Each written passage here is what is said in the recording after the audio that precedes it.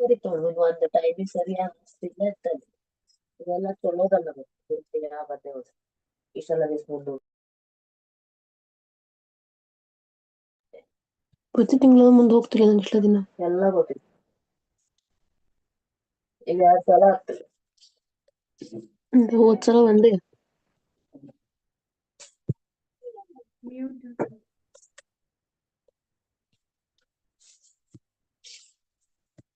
Mic of ಮಾಡ್ತೇವೆ.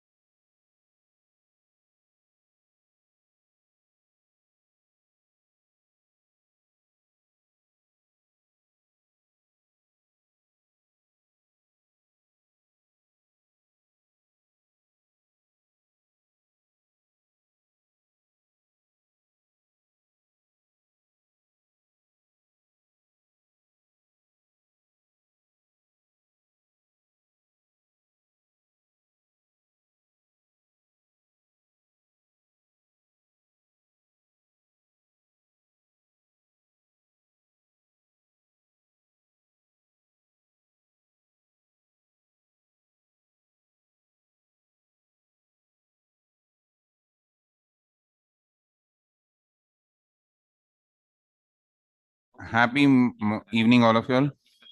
Good evening. Good evening, sir. Good evening. So sorry for the delay. I got the link a little late. I think so. I had my email some problem or something like that. Yeah. So Bhiksha had forgotten to send it, and Pranav sent it, but I got the link now only. So I was ringing Subhiksha, then I wasn't getting Pranav's number also. Yeah. I don't know what was happening. Anyway, let's come to the point. We have to start a new chapter today, which is Companies Act. Hmm. So all of y'all know that when you have studied, most of y'all are in first, some of y'all are in first PUC, some of y'all are in second PUC. You all know that there are different forms of business organization, or there are different forms of business organization. Organizers. Okay, what are the different forms of business organization? Am my videos on now? Yes. Is it dark? No, sir. Hmm? It's dark or it's not so dark? There is not so dark. Okay, then we'll continue. There are different forms of business organization, isn't it? For example, let's say tomorrow you want to start one provision store. Correct. Who wants to start one provision store? Somebody wants to start one provision store. Let's say Kushal wants to start a provision store. He has less money, so he starts the provision store. He has around 1 lakh of investment and starts the provision store. And he calls it. What do you want to call your provision store, Kushal? Sir, anything you want, sir. Okay. So we'll call it Kush Provision Stores. Now he's the sole proprietor. He takes all the decisions. He makes all the profits, whatever it is. It's a sole proprietorship. But as time grows, let's say Kushal's provision stores grows. Now he has 3 or 4 provision stores across Bangalore, across Pune, and he wants to expand to Bangalore, and he needs another partner who can help him out, invest the money, take care. So let's say he ties up with Pranav, and Pranav and Kushal together form a partnership. So Pranav contributes 10 lakhs, Kushal contributes 10 lakhs, and that becomes a partnership, or that becomes a Partnership. Partnership. So the most common things we say, you open a provision store, Venkateshwara provision store, proprietor Govinda. Then you start Venkateshwara and Padmavati provision stores. Partners are Venkateshwara and Padmavati. Now you want to start one. Now he needs 20 crores. He wants to start departmental stores all across India. Now he needs 100 crores, 200 crores. Even if he has 10 partners, even if he goes to a limit, he won't have that much money. So what does he do? He has to raise money from the public. What he has to raise money from the public. So whenever a person raises money from the public, let's say he divides that 100 crores into 10 crore parts of 10 rupees each. And he'll say, whoever wants to apply, they can become a part of my Kushal company, Kushal Provision Store Limited or whatever. And each one can apply. So I buy 100 shares, Sana buys 500 shares, and we all become a part owner of that particular departmental store. So when a person wants to raise excessive money and he goes to the capital market and divides the entire money into smaller parts and raises it, it's called share capital. What it is called? Share capital, where you have public ownership. What you have? Public ownership. What you have? Public. So what is the benefit you will get, sir? At the end of the year, whatever profits which are made by Kushal, he'll divide it among the shareholders, depending upon how much money they have invested, right? So the genesis started with proprietorship, it went to partnership, it goes to a joint stock company. That's what I just wanted to start off with. But remember that this word company has an etymological. What is etymological? Etymological is every word has a origin. What every word has an Origin. So the origin of the word company, see, like for example, if you take the word bank, the bank comes from the word banco, which means a bench in Latin, because in the olden days when traders used to go out of the country, they used to give their money to the king. So the king got fed up of taking all their money. So he put up a bench outside.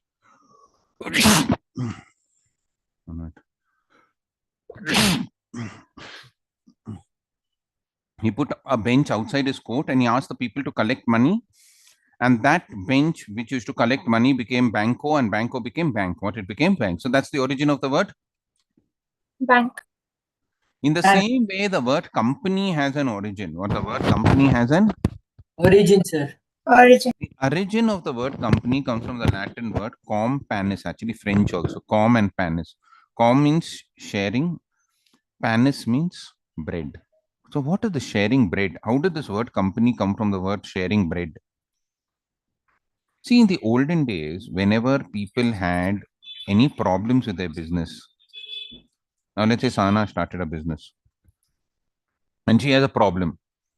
Might be her, she's manufacturing, she's making, she has a tailoring business and the cloth is not coming of good quality. So she's not able to stitch the right way. So she goes and asks her friend, Ramani, what to do, yeah, businesses. So what these businessmen used to do is they used to say that since we all have problems in the community, we'll meet once a week or once in 10 days for lunch or dinner, where we'll eat food together and discuss all our problems. What we'll discuss all our. Shopping. Topic. So the word coming together to share ideas about their business became company. That's why you say, no, you're in good company. Means you're sharing some food with them and all that. The company is not only the joint stock company, right? You have good company, correct or no?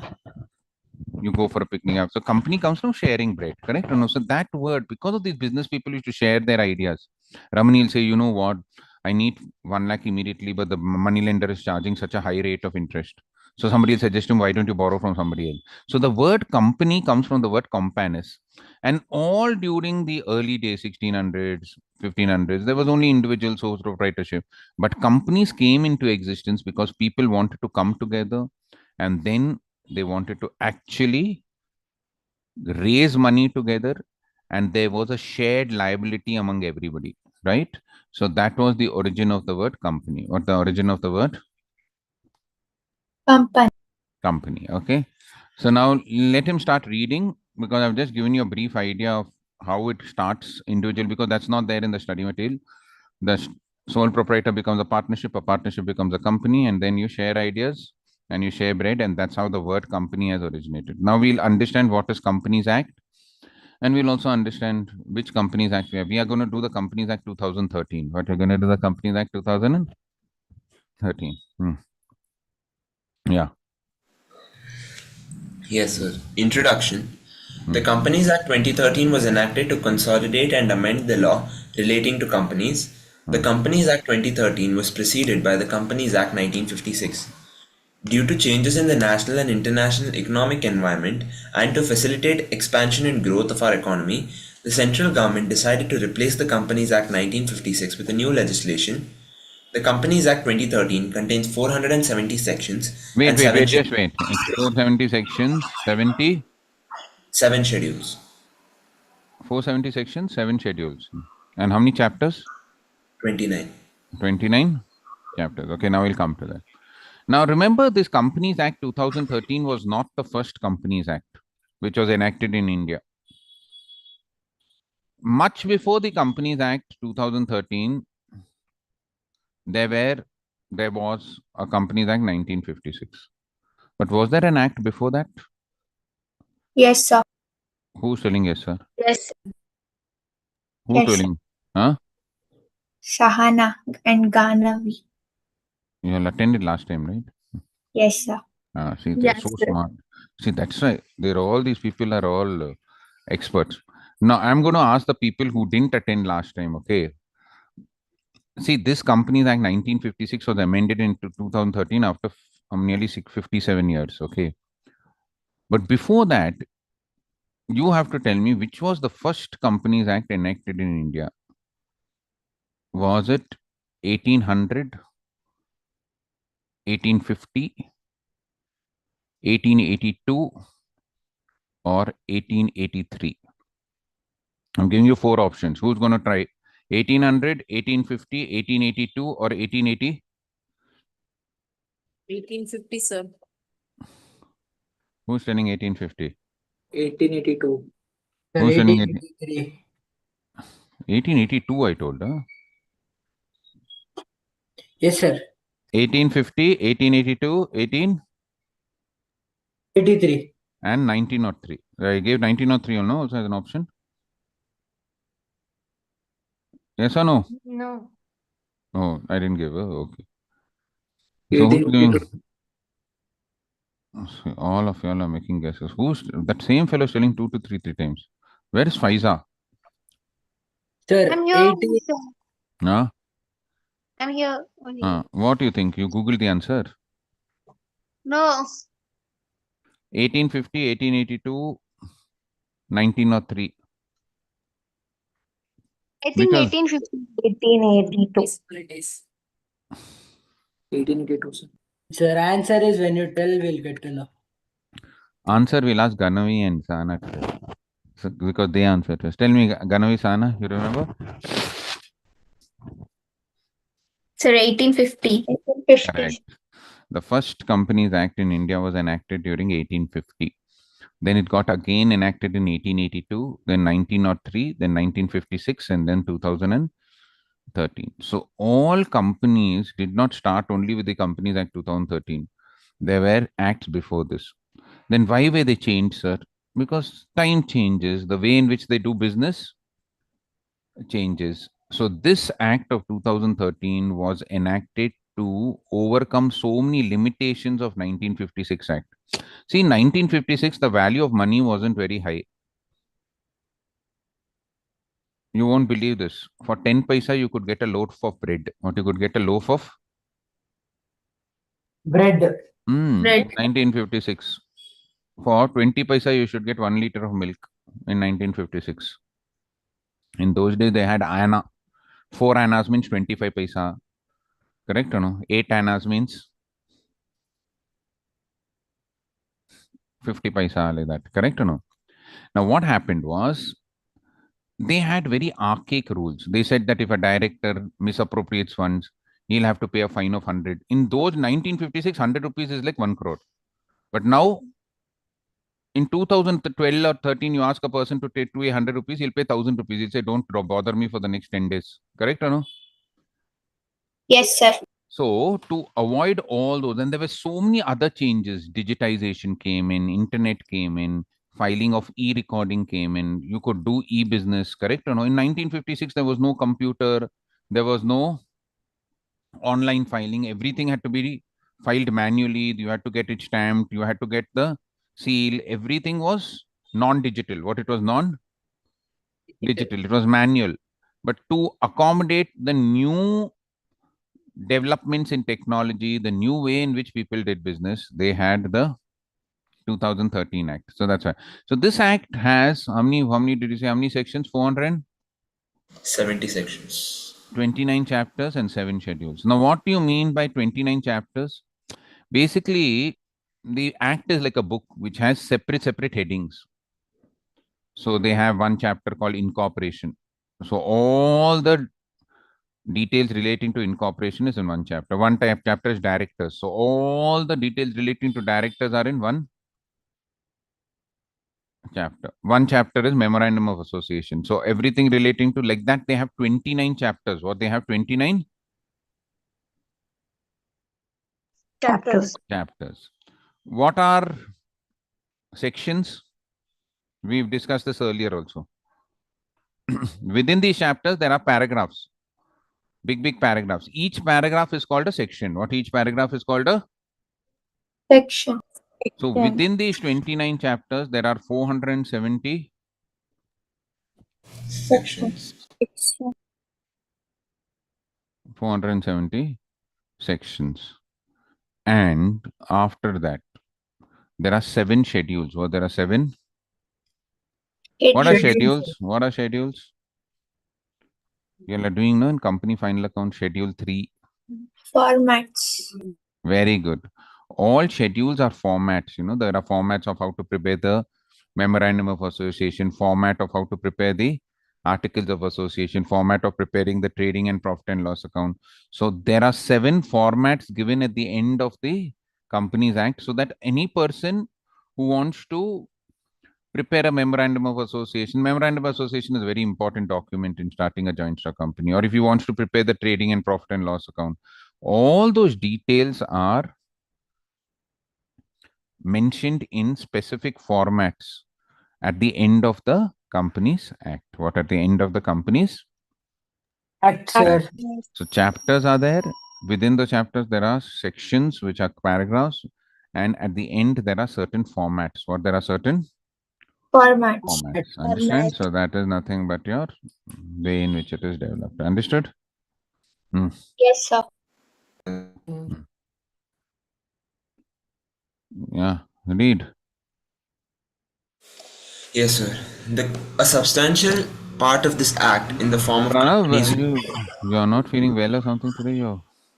Somebody scolded you. You didn't have a good day. No, sir. Sounding a little low. Sir, I don't know. My voice has changed from yesterday. What happened? Somebody left you and went. No, sir.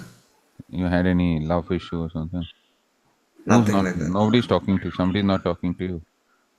No, nothing like that, sir. Tell. Doesn't matter. No, sir. Sir. He's growing young. Is a symptom of growing young. Young and energetic. Yeah, young and energetic. There are a lot of hormonal changes in his body. Yes. That's why I was wondering. He sounds a little low. I think your mother shouted. Sir. It might be his father or mother shouted. He doesn't want to tell. He's having good voice, right, sir? Your parents shouted at you. Sir, At no, school? sir. Teacher? No, sir. Usually I can't see, no, so I am very observant with the voice. So if I find any drop in the energy level, I can make it out. Sir, Yeah, no. nothing, no? Okay, be happy. If you Thank want, you, sir. we'll ask Adrut to send you a love emoji or something. Sir, Sir. what? No, No, sir. no. Sir, yesterday Ah. he imitated my voice in sir class, sir. Maybe that is the effect, I think.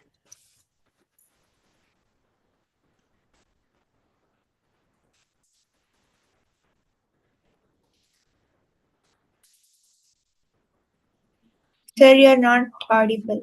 Sir? Sir, you are not audible, sir.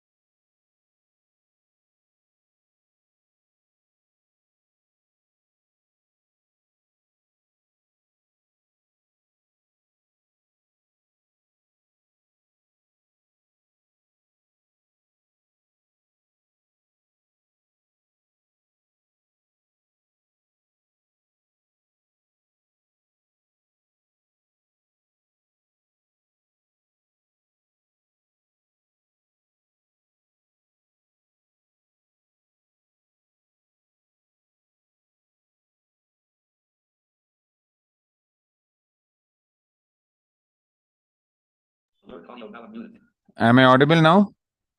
Yes, sir, you are Yes, audible. sir. Okay. Okay, I put on my video also. So what did you imitate him, Pranav? You imitated Adrut, huh? Sir, no. Yeah, sir. Why? Who asked you to? Sir, no. Like, Sir Shetty sir makes fun of Adrut a lot in class. Why? So that's why Sir, Adrut is one character, sir. You need to ask him one. Okay. Sir, He has.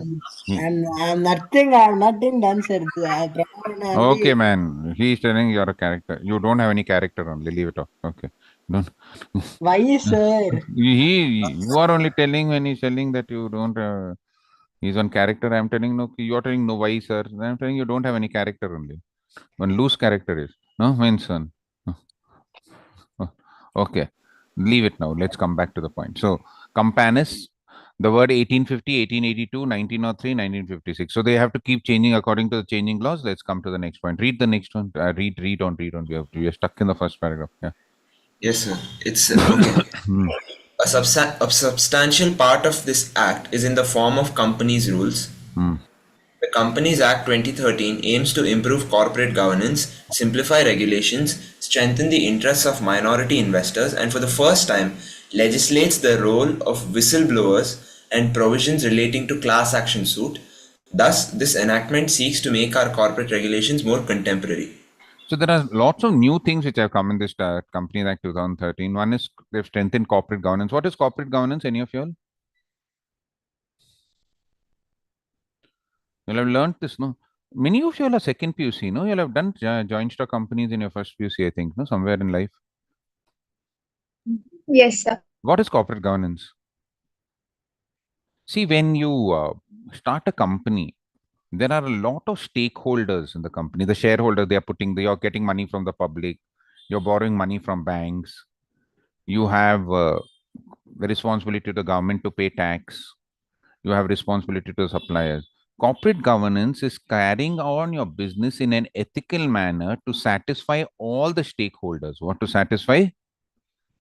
Stakeholders. Giving shareholders adequate The dividend, stakeholders. not denying them any rights, giving your suppliers on time, paying the taxes on time, repayment of interest when the banks ask for. So there has to be a lot of corporate governance. They have issued a lot of rules. They have told how the company can act as a responsible citizen. What act as a responsible?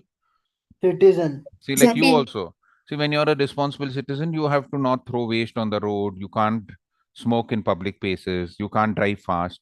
Just like you are a responsible citizen, a company also has to be responsible. So they've introduced a lot of responsibility rules in the form of corporate governance. They have also included so many provisions regarding whistleblower. Who's a whistleblower? The person who informs the unlawful activities happening in an organization to others. Usana. Yes, sir. Very good. Anybody is blown whistle on you? No, sir. Thank God. Nobody, huh? I'll tell you one story. I don't know if I told you this before. It happened in my college, in my old college. I was in Jain College, and we had some students from Nigeria, South Africa, these black students, correct or no? You heard of them? They come, no, for international. Yes, sir. Yes, sir. So there was no African in this class, no? Nobody. Okay. No, sir. So this fellow came, and his name in the register was SIIBOMBA, C Bomba. What it was? P. Bomba. So I didn't know how to pronounce because they're very particular that their name should be pronounced in a proper manner. So I called him and I said, "How do I pronounce your name? C Bomba or Sai Bomba? What C Bomba?" Thai Bomba. He told, "No, Saad, you don't pronounce my name C Bomba or Sai Bomba.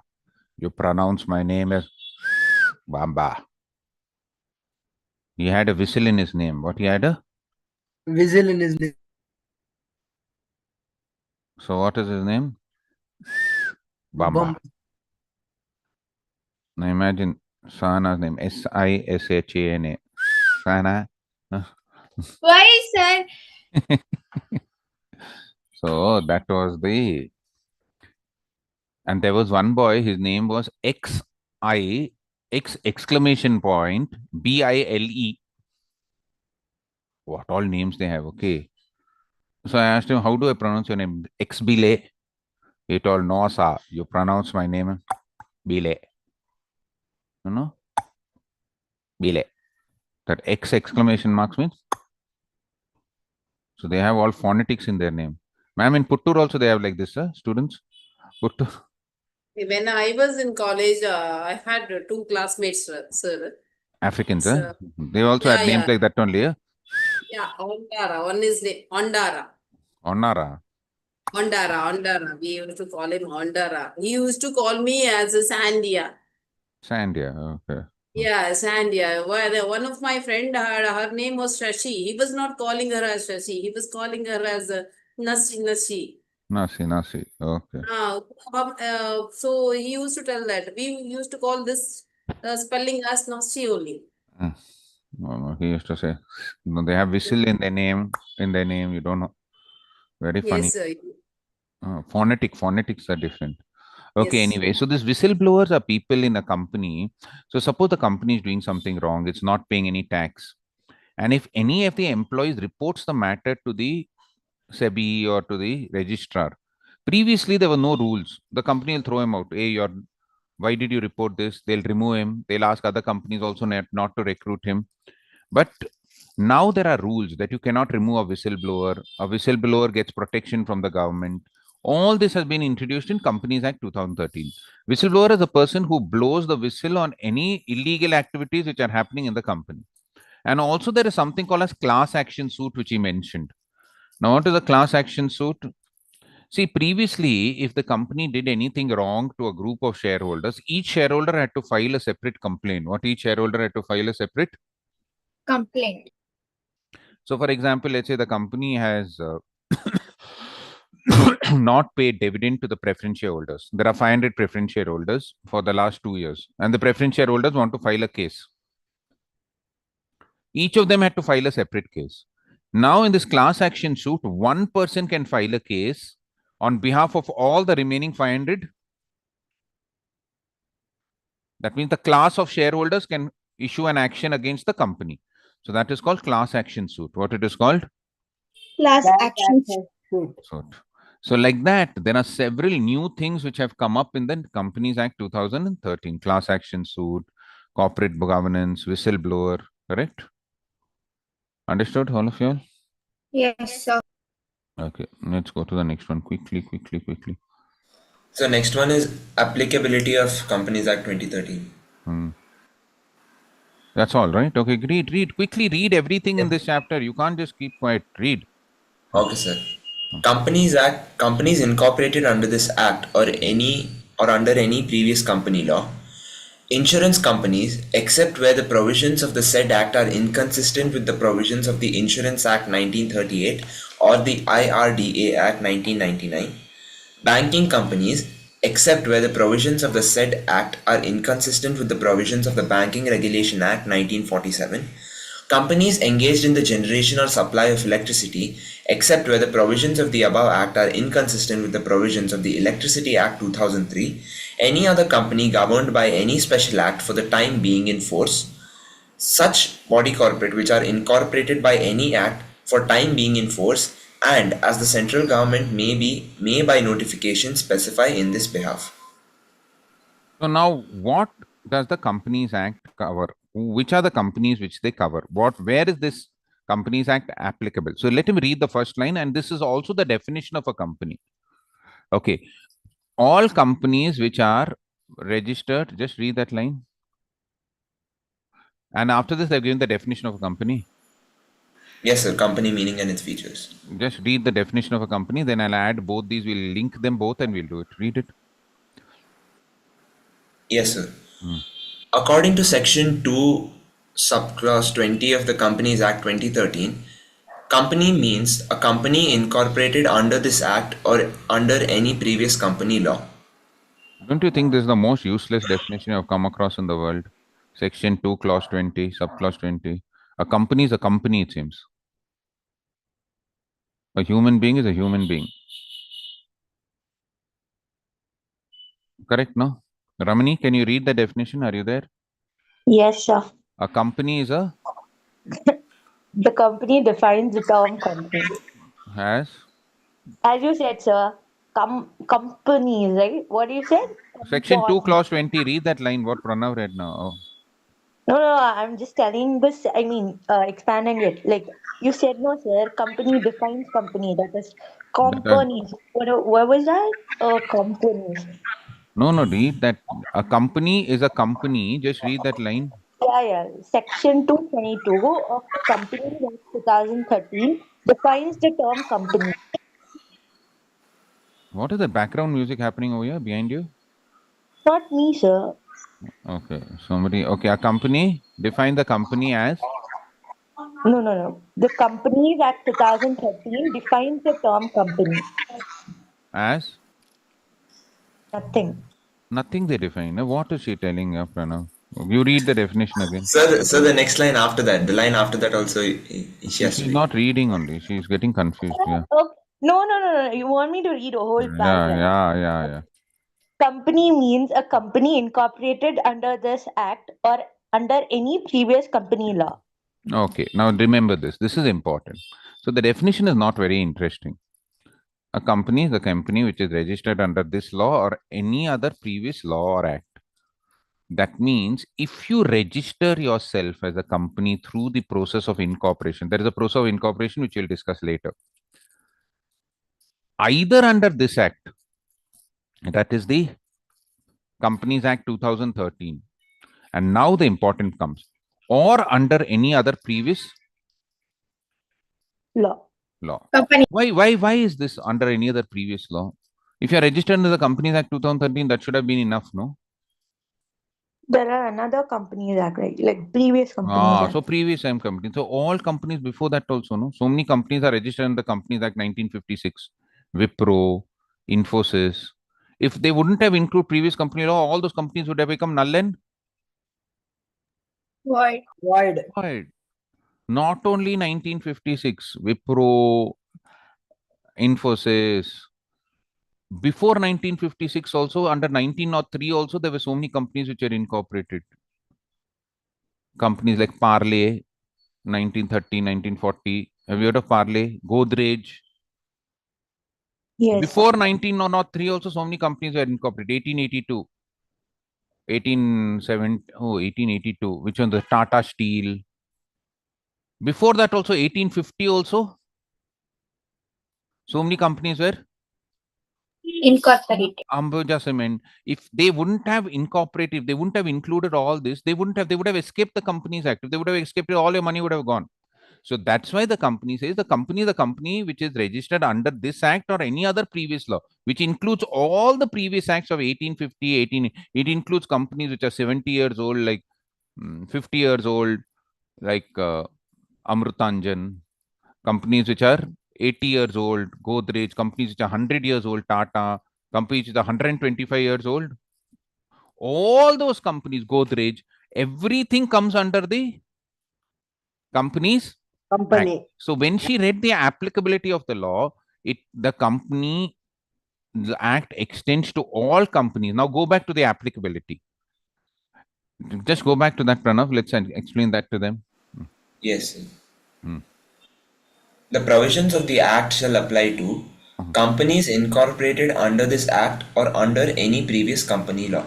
Other than the other previous, right from 1850, 1882, 1903, 1956. Okay, then. So then is insurance companies, except where the provisions of the Okay, said now Act. see, now what happens is there are certain special acts in our country, like the Insurance Regulatory Development Authority Act of India. Which year is the IRDA Act? Read that year. 1999. 1990. Then there is a Banking Regulation Act, 1940. 9. There is the Electricity Companies Act, 2003. Now, what about those companies? Now, let's take a banking company. Let's take a bank like Canara Bank Limited. Do they have to follow the provisions of the Companies Act, or they don't have to follow the provisions of the Companies Act? Or do they have to follow the provisions of the Banking Regulation Act? Or we have an electricity company, in Bangalore, there's a company called Bescom, Bangalore Electric Supply Company, or Reliance Power Limited. Yes. Do they have to follow the Electricity Act of 2003, or do they have to follow the Companies Act of 2003? There is insurance companies. What are the insurance companies? Tata AIG, Tata American Insurance Group Limited, or there's one more company, Birla MetLife, or ICICI Lombard Insurance Company. Now, what do they do? The previous batch people don't answer. Let's see the new batch if they have some brains. Do they have to follow the Companies Act, or do they have to follow the previous law?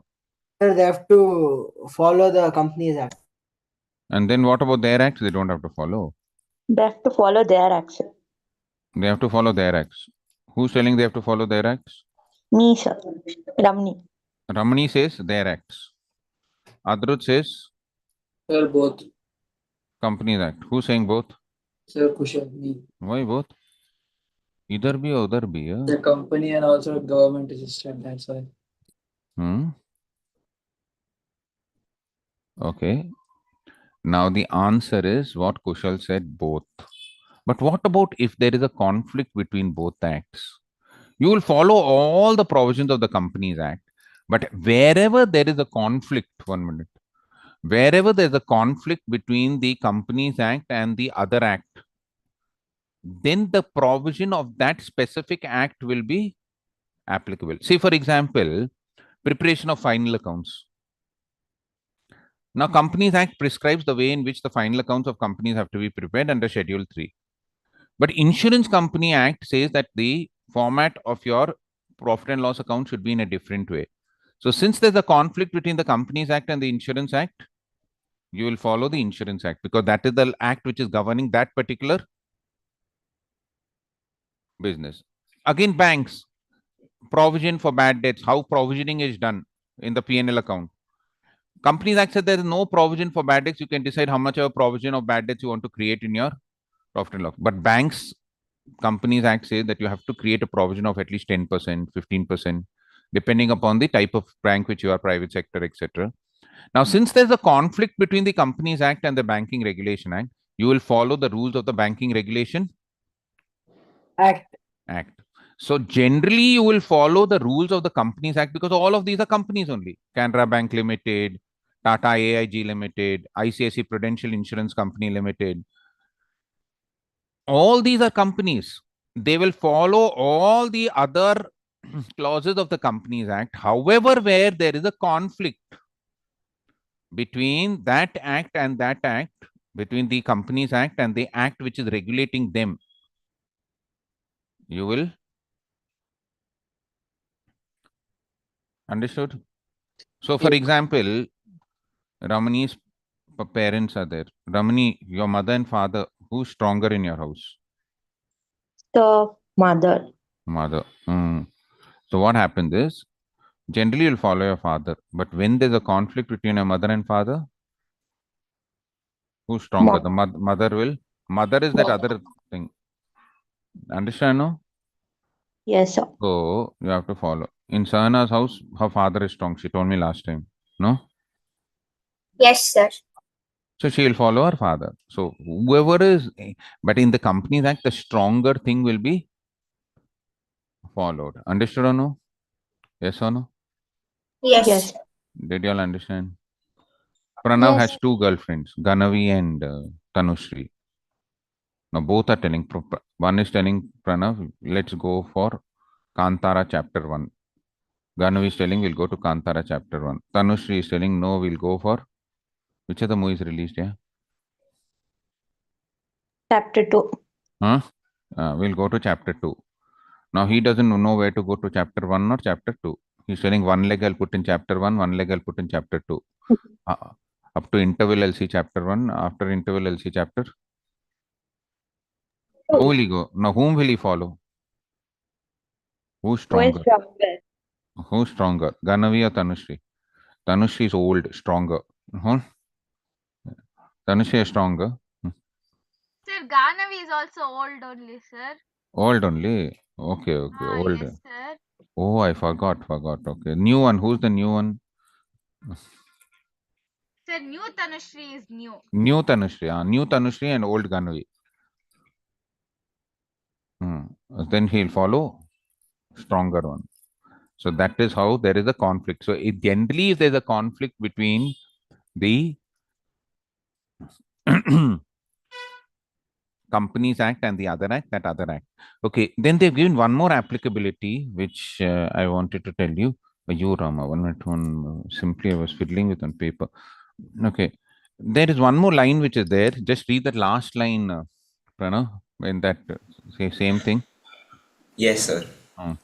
Such body corporate which are incorporated by any act for time being in force and as the central government may by notification specify in this behalf. Okay, also all body corporate. Now, what's the difference between a company and a body corporate? if the company is registered in India, it's called a joint stock company. If the company is registered anywhere in the world and in India, it is called a body corporate. So body corporates include both companies registered in India as well as. Foreign country. So Foreign Microsoft is registered in USA, but it has a branch in India. So they will also be regulated by the Companies Act. Dell laptops. Dell is registered outside India, but it's also registered. Or let's take another case. Flipkart. Flipkart is not registered in India. Flipkart is registered in Singapore. What is registered in Singapore, but it carries out its business in India. In- So it will be regulated in India. What will be regulated in India? In that will come under the Companies Act, or that will also come under the Companies Act. So the Companies Act regulates all companies which are registered under this Act 2013, all companies which are registered under the previous acts, plus all companies registered outside India, but they're carrying on their business in India, which are called body corporates. What they're called body corporates, and they cover all insurance companies, electricity companies, banking companies. But if there is a conflict between the Insurance Companies Act and the Companies Act, the Insurance Company Act will hold good for that particular insurance company. If there is a conflict between the Banking Companies Act and the Companies Act, if it's a bank, the banking company. So that is the applicability of the act. You all understood? Yes or no? Yeah. Okay. Now Yes. give me 2 minutes. I'll close the doors and windows and come back. Just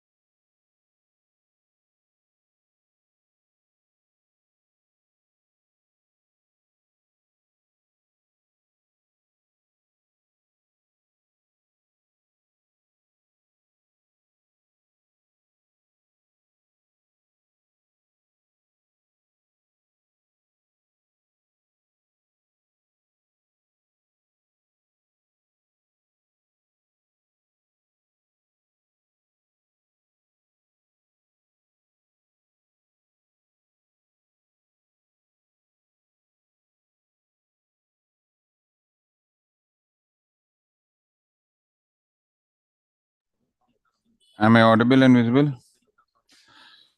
Am I- Yes. Yeah, okay, let's continue with the next topic. Definition and meaning, right?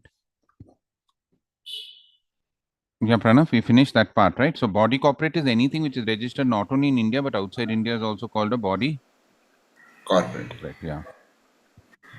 Yes, sir. So that's the applicability of Companies Act. Yeah, let's go to definition and meaning, right? What's the next heading? Yes, sir. Definition and meaning. Then we did the definition. You just read it again and then we'll go. The meaning. Sir, they've given meaning according to Chief Justice Marshall, Professor Haney, and then the Companies Act 2013.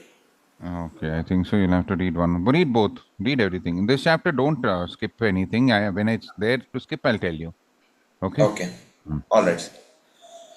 According to Chief Justice Marshall, a corporation is an artificial being, invisible, intangible, existing only in the contemplation of law. Being a mere creation of law, it possesses only those properties which the charter of its creation confers upon it, either expressly or as accidental to its very existence. Next one.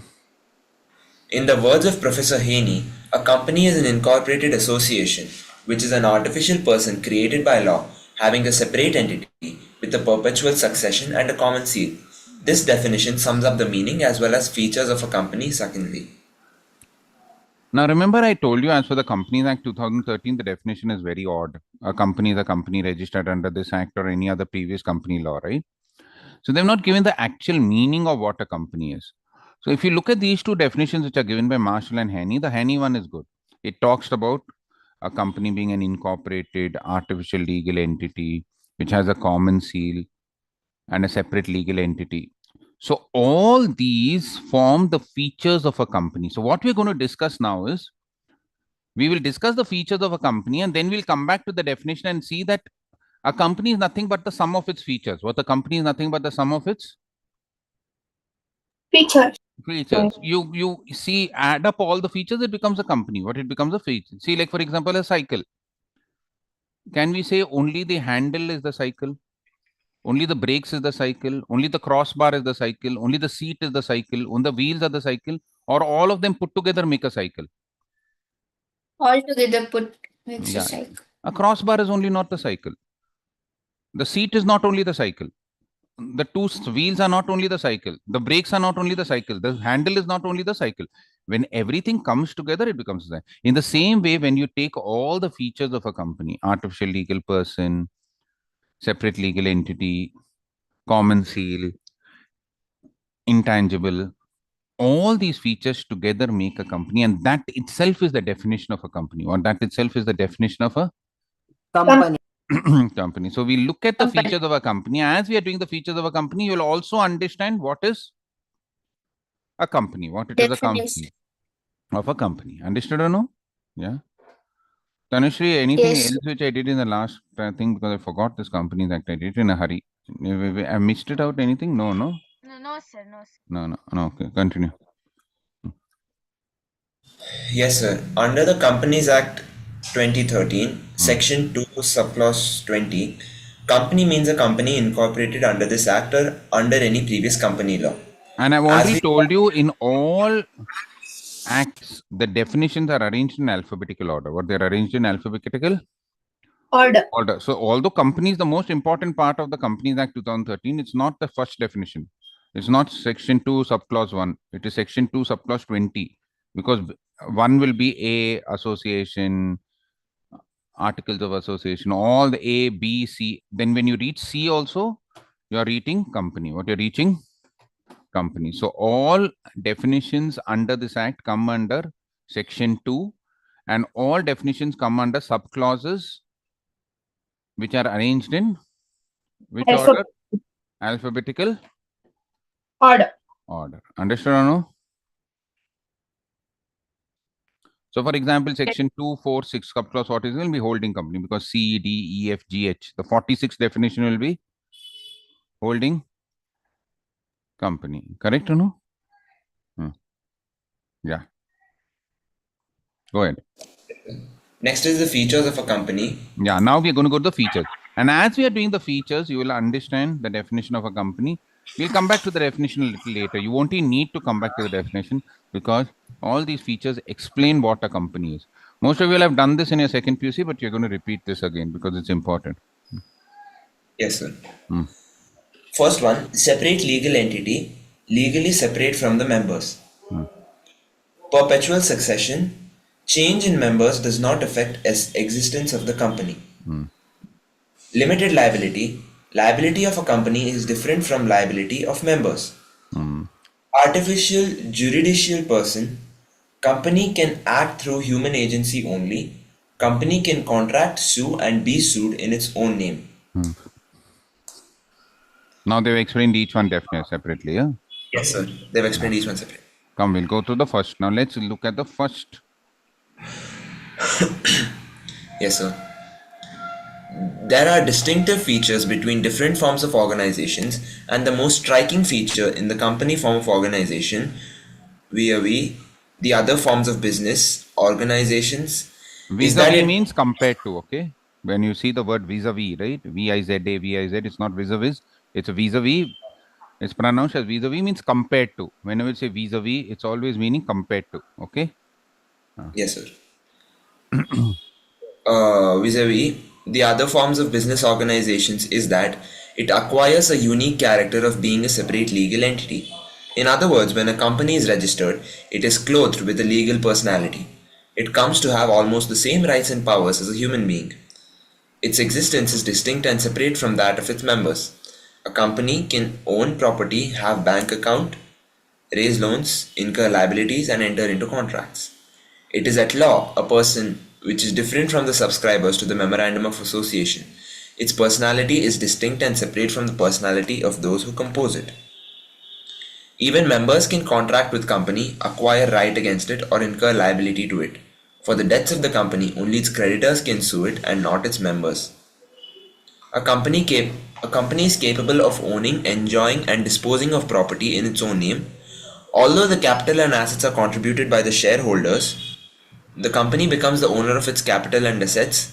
The shareholders are not the private or joint owners of the company's property. Okay, that's all right. Then they've given a case, sir. Okay, now we'll do understand this. Now, the first thing which we have to understand, see, like a human being is a separate entity. Pranav is separate, Sana is separate, Ramani is separate, Sandhya ma'am is separate. What about companies? Are they separate? Yes. Just like human beings are born through their parents, a company is born through law. What its company is born through? Law. Through a process called incorporation. What it's through a process called? Incorporation. And we'll discuss how they are incorporated. So once the company is incorporated through law, following the procedures and rules laid down in the Companies Act, it acquires a separate legal entity. What do you mean by separate legal entity? Separate legal entity means that the company is not the same as the shareholders or the people who founded the company. The company has a separate artificial legal entity. You are separate in the same way the company is separate. It can have its own bank accounts, it can own its own property, it can actually transact with other people. The company acquires a separate legal entity. So what do you mean by separate legal entity? We'll give you an example. Let's start with sole proprietorship. There is a sole proprietorship. Venkateshwara Provision Stores. Proprietor is Govinda. He started the company. He started the provision stores. Let's say he's living near your house. He's put up the shutter and he's selling all kalepuri. What else you say? Kalekai, chikki, and all that he's selling. One day, Amit goes to him and he says, "Sir, I want 5,000 rupees for my business, little more money to expand my business. I want to keep chips packets and all." Amit gives him 5,000 as a loan to. Why you want the loan? I want for my Venkateshwara provision store, sir. He says, "Okay, I'm helping you. When you'll give me back the money, sir, after 1 month exactly, I'll give you back the money. Plus, I'll give you 200 rupees as interest." What plus I'll give you 200 rupees as? Amit goes after 1 month to Govinda, the proprietor of Venkateshwara Provision Stores. "Give me 5,200 rupees." He says you gave the money to me, you gave the money to Venkateshwara Provision Store. See that shutter on top, there is no Tirupati Balaji photo, Venkateshwara Provision Stores.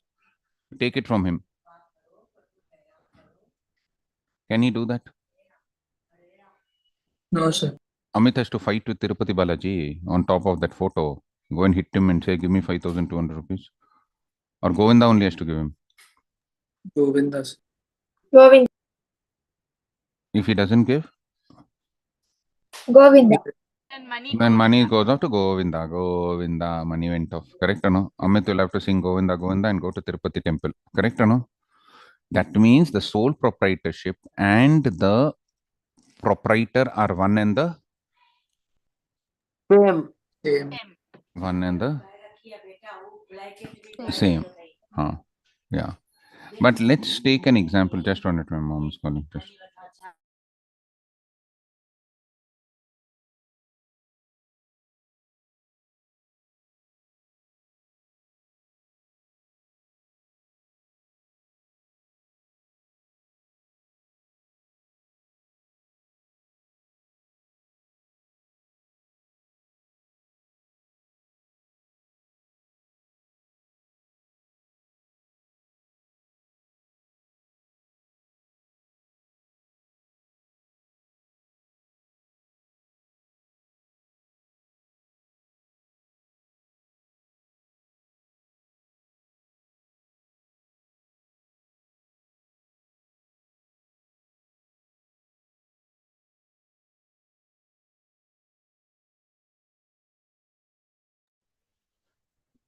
The proprietor and the proprietorship concern, the sole proprietorship is one and the same. There is no difference between the proprietor and the proprietorship concern. You all understood this much? Yes or no? Yes, sir. Now let's say you have put some money in the, you have given a loan to Wipro Limited. What to? Wipro? Limited. Wipro has raised some money through debentures. You all know what are debentures, right? When the company raises money through loans, that is called a. Those first PUC students who don't understand these terms, please ask me, okay? Don't hesitate to ask me. Got it? We had some first PUC students, no Lehri and all. So many were there, no? First PUC students, Anna. Yes, sir. All your small sisters, who are they? Sir, there All are the no. first PUC students, put up your hand. How many are there? Sir, there is an answer. Sir, 20, Oppa. 26. Oh my God, 26 of them, huh? Yes, sir. But they might have come to the end of first PUC, no? You all have studied all this, huh? You all have done, no? All you, any first PUC person wants to answer, you all have done sole proprietorship and partnership, business studies, Yes, sir. Yes, sir. Yes, sir. We've done. joint We've stock done till company. debentures. You've done, Yes, many of sir. you all understood what are debentures and all, no? Yes, Because sir. otherwise it will become difficult. Okay. All of you all say, we love you, Sahana Akka. Sorry. Yeah, oh, that's a girl told, some small girl told, we love you, Sahana Akka. Who was that? No, sir. What's Sahana Akka? Sir, it's okay, sir. They all like you a lot. All you have to guide them. Oh, she's so happy with you. Sir. Who's that? Yeah, Sahana? No, sir. Your small sister, huh? No, sir. She wouldn't. Fan following. Sahana, you have some fan following, huh? All these small Sir, girls. no, sir. Sir, he's simply telling. All the small girls are behind you. Akka. No, sir. No, sir. Okay, let's come to the point. So now you have given money, you have put in some money to Wipro Limited as a debenture holder. You have invested, let's say, 1 lakh. Now, on the due date, Wipro has not credited the money to your account. Can you go to the owner of Wipro Limited, Azim Premji's house, hit him? Hey, give me my 1 lakh, man. You and Wipro are one and the same. No, sir. He will catch one dog and he'll put it behind you. Where the dog will bite you in, I don't know. Correct or no? He'll kick you out of the house because he is separate. Wipro is Separate. You have put money in Govinda. You gave money to Govinda. Correct or no? He couldn't return. Let's say Amit gave him 10,000 rupees. He couldn't return the money. You can go to Govinda's shop, take out his chair, table, tell you couldn't give me back 10,000 rupees. I'm taking your chair and table and going. Govinda can't do anything because Govinda and Venkateshwara provision stores are one and the Same. you put money in Wipro. The share price goes down and you are very upset. You say, I'm the shareholder, no? So I'm the owner of the company. So I want to make my losses. You go to Wipro Sarjapura Road campus, take one sofa and start walking out. Hey, my company only, no? I am shareholder. What I am? Shareholder. What they will do? They will hit you so hard, you'll become shareholder. Correct or no? In a hospital chair, you'll be admitted. Correct or no? Yes, sir. Tanushri has shares in Reliance Retail Limited, who's the owner of GeoMart and Smart Bazaar. She goes to Smart Bazaar, buys for 5,000 rupees. They ask her to pay the bill. She says, I'm the owner. See my share certificate.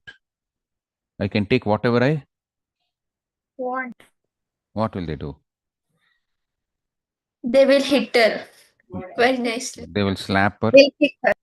They'll Sir, kick very her. sweet. They're taking out all the frustration on you. Slap her, kick her. Understand? And they'll tell her you're mad. That means Tanushri is separate, Reliance Retail is separate.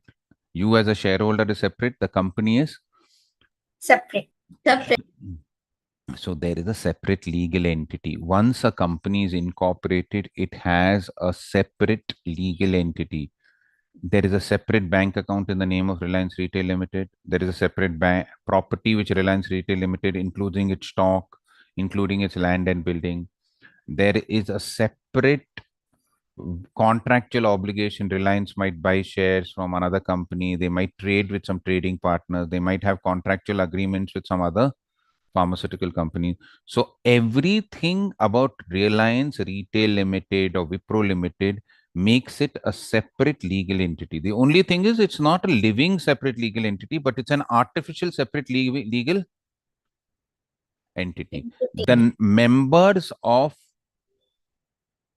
Reliance Retail Limited, that is the shareholders, and the company are two separate entities. The members and the shareholders are not the same as the company. But in the case of a proprietorship, the owner of the company and the proprietorship concern is one and the same. In the case of partnership, the partners and the partnership concern are one and the Same. same. But that cannot be said about the Company. the members are separate, the shareholders are separate, and the company is completely a separate legal entity which has come into exist through a process called Incorporation. incorporation. Now, there are two cases which are very, very famous. One case they've given here, Makora. There's one more case which they've given in the next page, which is called Solomon versus Solomon. I'm going to do Solomon versus Solomon first, then we'll do Makora, and then I'll give you one more case which is very famous, which is called Lee versus Lee Farming, Air Farming Limited. Yes, sir. Did I give, how many cases did I give last time, Tanushri? I did Bacha Guzdar also versus Commissioner of Income Tax. No. Sir, no, sir. You had given. Where are you speaking from? Toilet or what? Your voice is full echoing and all. So shout from somewhere far and all you're speaking. Sir, no, sir. I'm speaking. Come close to the mic. Where you're doing all sorts of background noises coming. Sir, am I audible, sir? Yeah, you're audible. Your video's on, no? Yes, sir. Where is she, Sana? Sir, her laptop's mic is not very good. Her laptop? I guess. Sir, Okay. her mic is Her not face, Sir, her I'm audible, no, sir. her Sir, face she is. has on her video. And where is her face? What is behind her? What can you Sir, observe? window. Big Is window. behind me. Which window? Huh? Who's near the No, sir. window? Sir, nobody, sir. Okay. Now read that Solomon versus Solomon. We'll do the case of Solomon versus Solomon. It comes under lifting the corporate veil, I think, Pranav. Let's finish it. 6. Yes, sir. We are running I out of actually time. gave it over here only last time also. Gave it to that. That's why I'm doing it now, because that is an important case for separate legal entity, and it's a very important case. All of you all pay attention to it. Even if you'll have done it in your second PUC or first PUC, pay attention to what I'm doing it now. Yes, sir. Solomon versus Solomon. Solomon versus Solomon. I'll read it out, sir. Please read it out. Solomon versus Solomon and Co. Limited, the House of Lords laid down that a company is a person distinct and separate from its members. Separate In from this its case- members. No. In this case, one Solomon incorporated a company named Solomon and Co. Limited, with 7 subscribers consisting of himself, his wife, 4 sons, and 1 daughter. Wow. This company took over the personal business assets of Solomon for £38,782, and in turn, Solomon took 20,000 shares of £1 each, debentures worth £10,000 of the company, with charge on the company's assets and the balance in cash. Balance and cash. 2010 balance and cash. Okay. Yes. His wife, daughter, and 4 sons took up one £1 share each. Subsequently, the company went into liquidation due to general trade depression. The unsecured creditors, to the tune of £7,000, contended that Solomon could not be treated as a secured creditor of the company in respect of the debentures held by him, as he was the managing director of one-man company, which was not different from Solomon, and the cloak of the company was a mere sham and fraud. It was held by Lord Macnaghten. The company is at law a different person altogether from the subscriber to the memorandum, and Okay, though let me explain this case, because we're running out of time today. We've got very less time. You have class till 6:45 only, no? Because I have Yes, class. sir. So who took class yesterday? 7 o'clock? Shetty sir. Huh? Shetty sir. Shetty sir. Today also Shetty sir. Huh? No, sir. We have economics. Huh? Economics. Divyashree ma'am. Divya ma'am. Divya ma'am. Okay. Yes, sir. Now let's explain this case. Now, before I explain this case, I want to explain one small thing relating to companies, because otherwise you all won't understand this case. Now, let's say we'll take a person's name. We'll say, let's say Annapurna has a business. She's a sole proprietorship. She's doing some garment business, Annapurna Garments. And she's doing really well in her business. She's a sole trader. What she's a? Sole trade. Now, Reliance Limited wants to take over a business. Reliance Retail Limited, Reliance Trends. They sell clothes, you know. They are a company. They want to buy the business of Annapurna. They say, Annapurna Apparel, you're making such good cotton shirts, cotton pants, etc. We want to buy your business.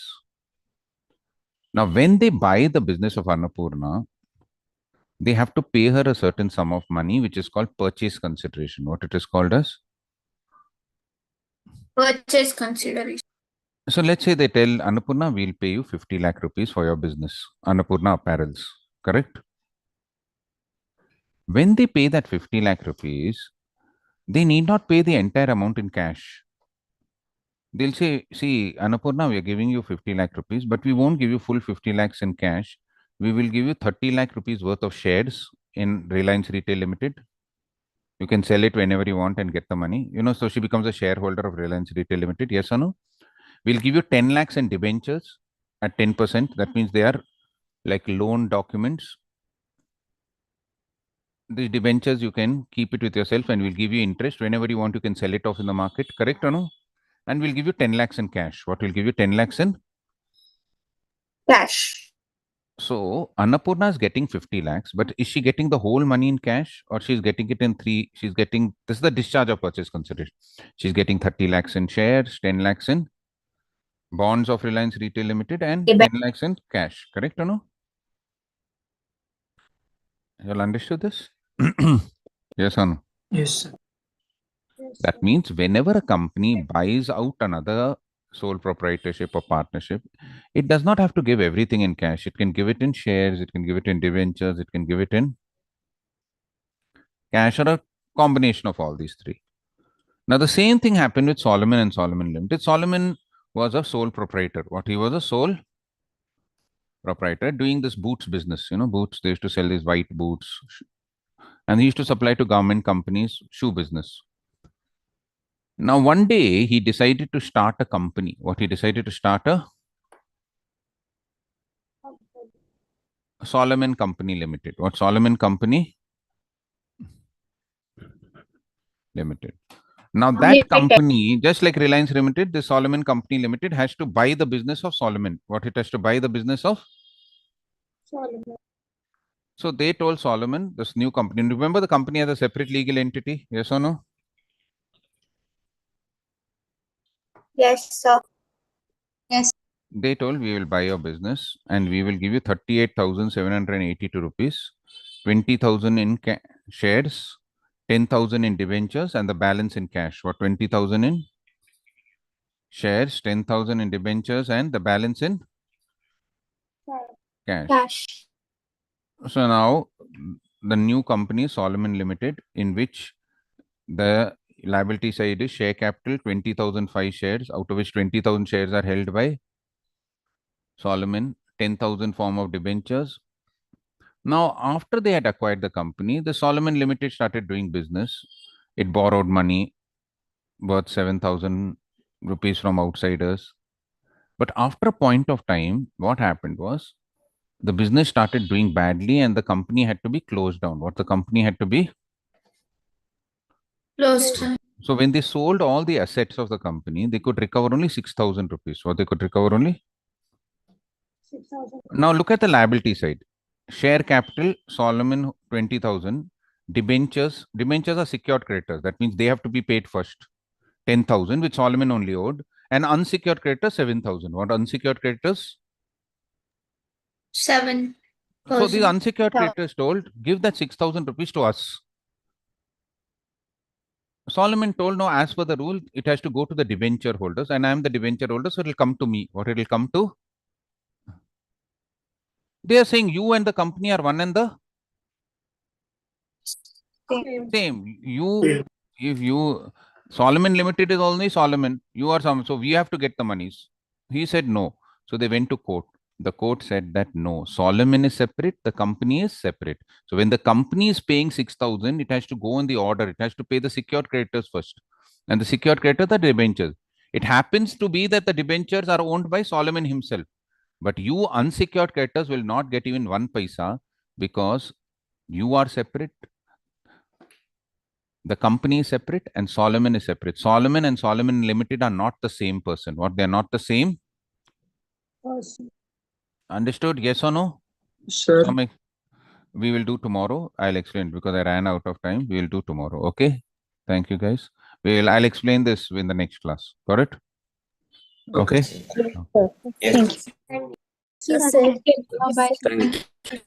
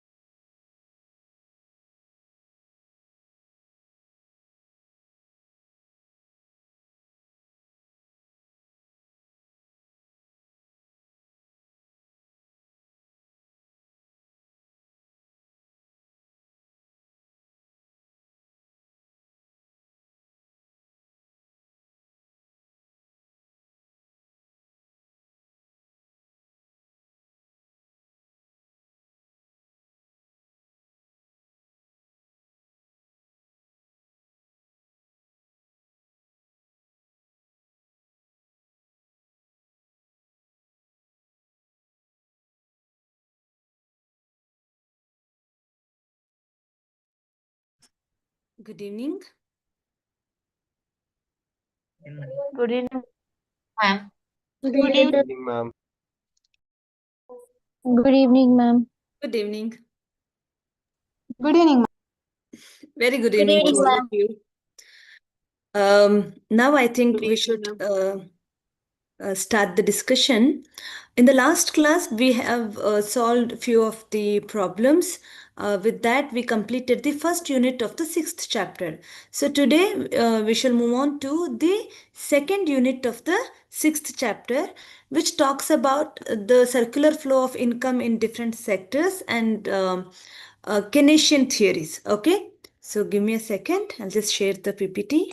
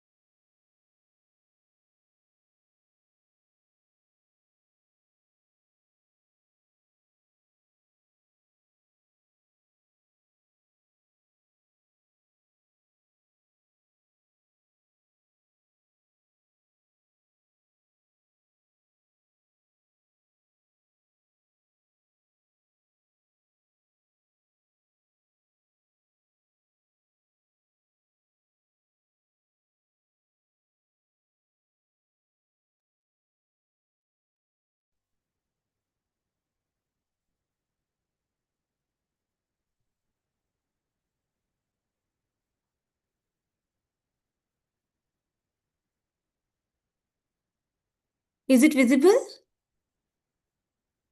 No, ma'am. No, ma'am. Okay, one second. Now? Yes, ma'am. Okay. Yes. So unit 2 is Keynesian theory of determination of national income. Okay. Keynesian theory of determination of national income. Okay. So before we move on to see, you can see that there are so many equations, diagrams that you have to study. So before we move on to that, and there are many problems also, we will go one by one. Let me tell you a gist of it. Okay. See, national income of a country. Okay. So this income flows within the economy in a circular motion. So there are different models which try to understand the flow of an income in the country. Okay. So now we are not talking about GDP, NDP and all. Now we are going to talk about how money gets generated in the country. So there are three different models. One is two-sector model of circular flow of income. Second one is three-sector model of circular flow of income. And the last one is four-sector model of circular flow of income. Two-sector model was the initial model which classical economists believed in. Those who believed in the perfect competition, they they identified the two-sector model. Then came the three-sector, and now we are living in a four-sector model of circular flow of income. Okay, so give me a second. I will just draw these diagrams first, and then we can come back to this PPT.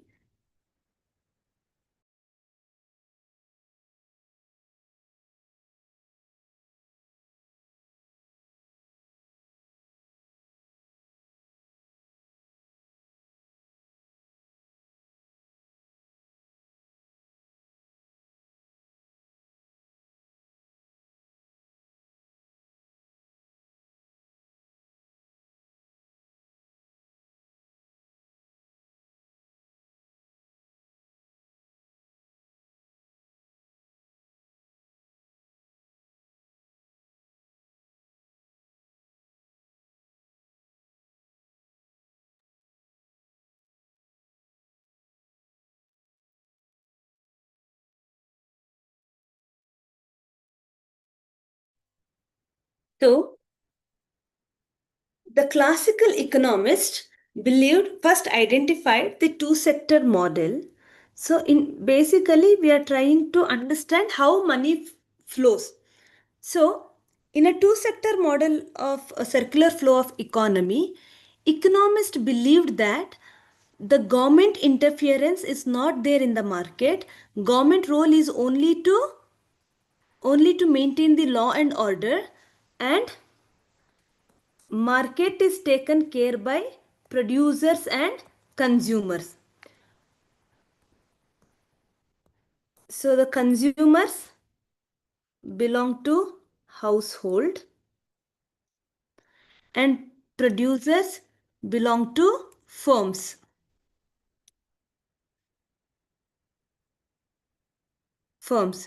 So they believed that money will move between these two in a circular motion. How? See, produce any commodity. You know that land, labor, capital, organization is required. Where do these factors of production come from? They come from households. So households will supply. Okay, please try to understand. Households will supply factors of production. Okay, households will supply factors of production. What are the factors of production? Land, labor, capital, organization. And in return, firms will give, look at the arrow mark, in return firms will give factor rewards. What are they? Rent, wages, interest, and profit. profit. Got it? Rent, wages, interest and profit. Now, what do household do with this money?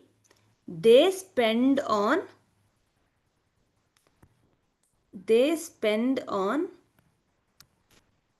goods and services. And in return, firms will give them goods and services. Got it? Now, see, when household sells factors of production, money moves from firms to household in the form of rent, wages, interest and profit. And then what do? People will spend this money to buy goods and services. Now again money has reached the firms. So again firms will buy the factors of production and give money to households in the form of factor rewards. Again households will buy goods and services, so give money back to firms, by purchasing goods and services. This will go on and on and on. Are you able to understand? So this is called two-sector model.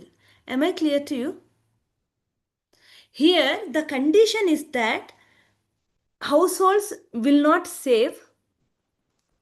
Okay, will not save. So if they save, then all money will not go to firms, and firms will not keep any inventories. All goods that has been produced are sold, all money that has been earned are spent. That is the condition. Okay, but in a two sector model, sometimes it is not in your syllabus, but I'm just saying, they also identified, if at all they save, then they save it in a bank, which is also internally within the economy. Okay, let's not get confused with that, but that's also one of the concept that Keynes has identified.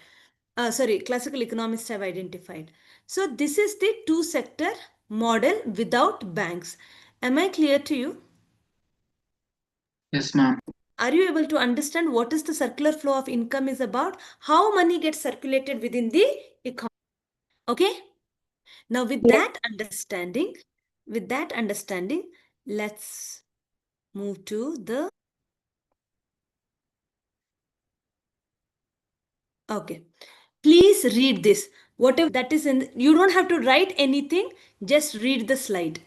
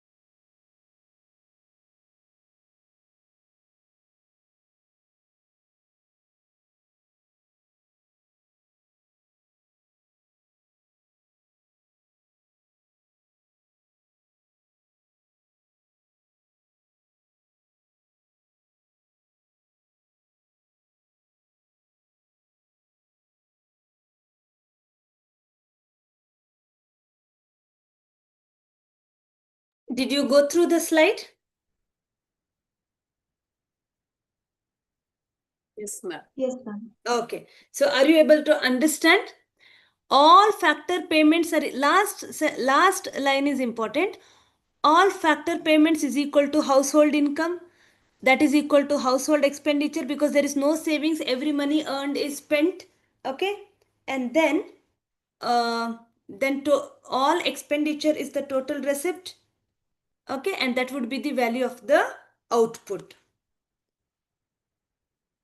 Ma'am, should we make note of it? No, The no, last no. You point. don't have to. You don't have to. I'm just telling you. I mean, if you think that, something needs to be written it down for your understanding, you can. Yes, Advika? Ma'am, so basically, households are a group of different people like consumers and suppliers.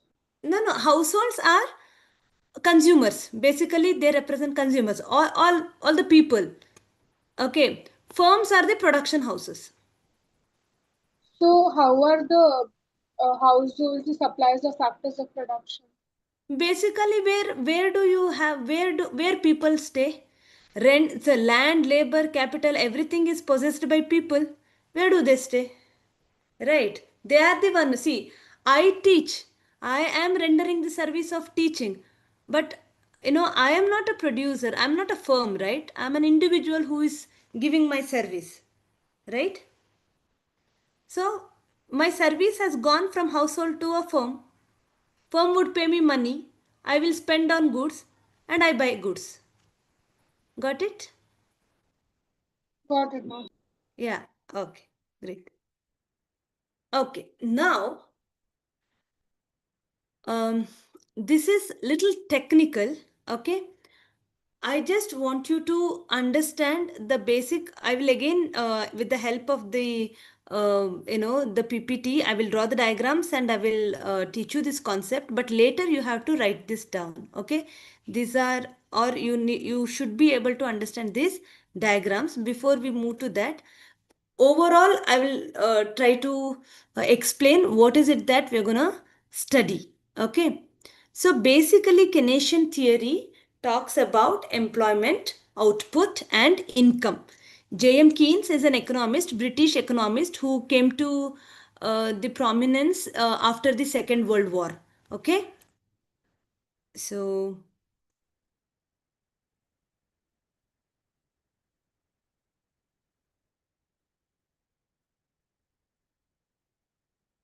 okay. So now,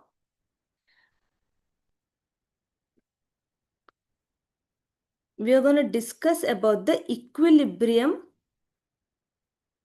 at an macro level.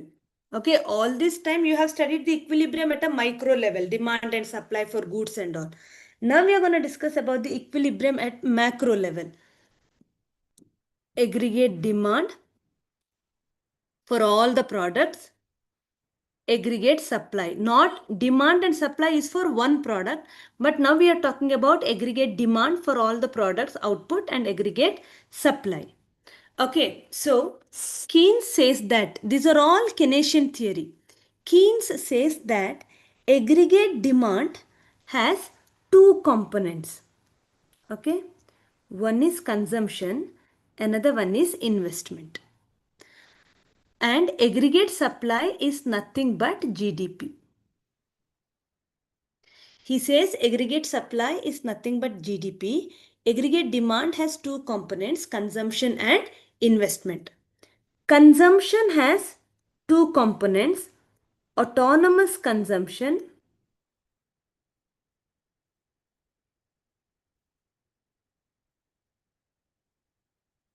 and induced consumption. And in investment, there is only one type of investment, that is, autonomous investment.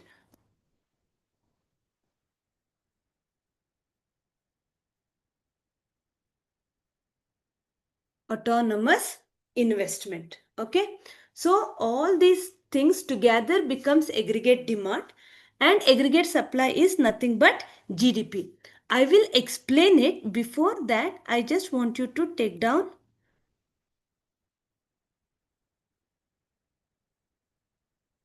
these things. Okay. Please take down AD is equal to C plus I, the consumption function, C is equal to A plus BY, C is equal to function of income. All these equations, I want you to write it down.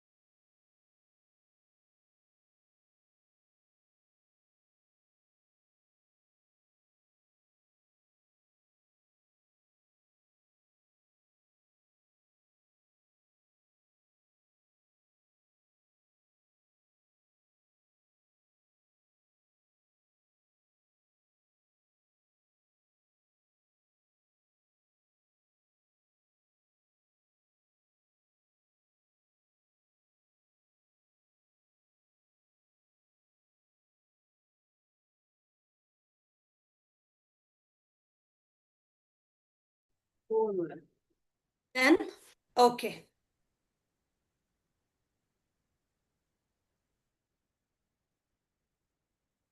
Okay, these other things you can write it down once I explain the concept. Okay. So now, okay, let me tell you honestly, the syllabus given are in bits and pieces.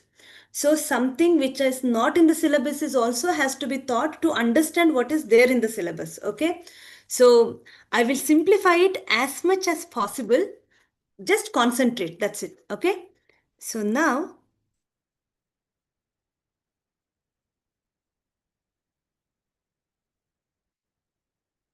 Keynes says that every economy wants to achieve equilibrium. So, whether it is at a micro level or at a macro level, every economy wants to achieve equilibrium. What is equilibrium? Where aggregate demand is equal to aggregate supply. Okay. This pen is not okay. One second.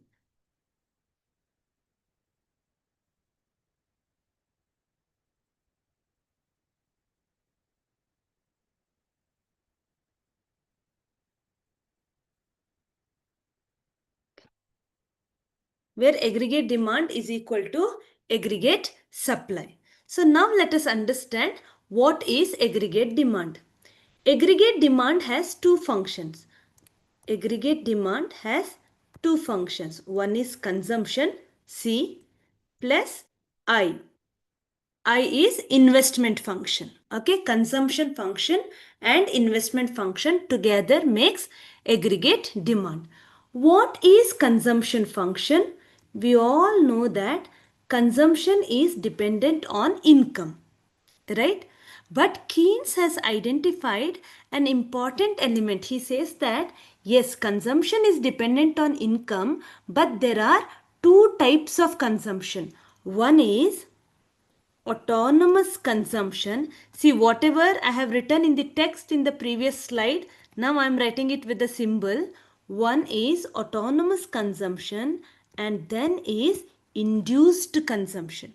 Okay, one is autonomous consumption and second one is induced consumption. On any letter, when you see a bar on the above the letter, when you see a bar, it means that we are talking about the autonomous thing. Okay, so C bar is autonomous consumption, or sometimes it is also written as A. Okay, this C bar is written as A and this small c is written as B. Okay, so don't get confused. So this A or C bar is, now I'm talking about A or C bar. Okay, A or C bar is autonomous consumption. What does that mean? Autonomous consumption is that consumption which is not dependent on level of income. See, until then, everybody knew that consumption is dependent on income, but nobody thought of autonomous consumption. So Keynes says that even when your level of income is zero, certain consumption has to be taken in period. The income because in they did thing, right? How did spend, majorly using the past savings or sometimes by taking loans, right? So people will spend, people will consume even when your level of income is zero, or even if your level of income increases or decreases, this consumption will remain the same. See, we eat two chapatis. Let's say that two chapatis in the morning. So even if your level of income increases from 10,000 to 1 lakh, does your amount of chapatis that you eat in the morning increases, or idlis that you eat in the morning increases? No, that consumption will remain the same with your increased income or decreased income. Even if your income is zero, you will use the past savings and have your breakfast, right? So that is called autonomous consumption. Are you able to understand?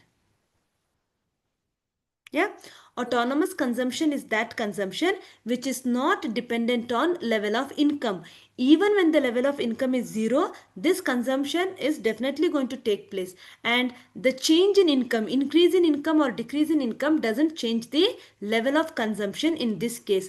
That is called autonomous consumption. Am I clear? Yes. Oh, great. And then we have induced consumption. Induced, which is dependent on something, which is induced by something. That is called CY. Okay. So, in this consumption is dependent on level of income. As your income increases, your consumption will also increase. Are you able to understand? That's called induced consumption.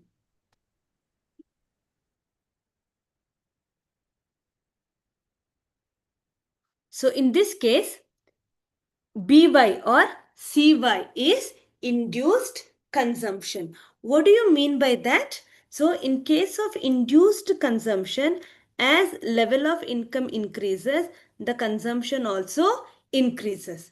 Okay, this is something we knew for a very long time.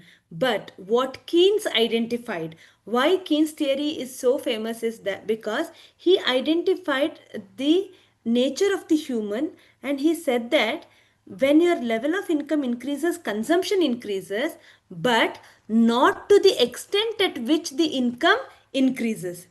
If your income increases by 100 rupees to 200 rupees, your consumption will definitely increase. But all money is not spent when an income increases. People will also save. Okay, so he says that as your income increases, the consumption increases, but as per the small c. What is this small c? There is a concept called marginal propensity to consume.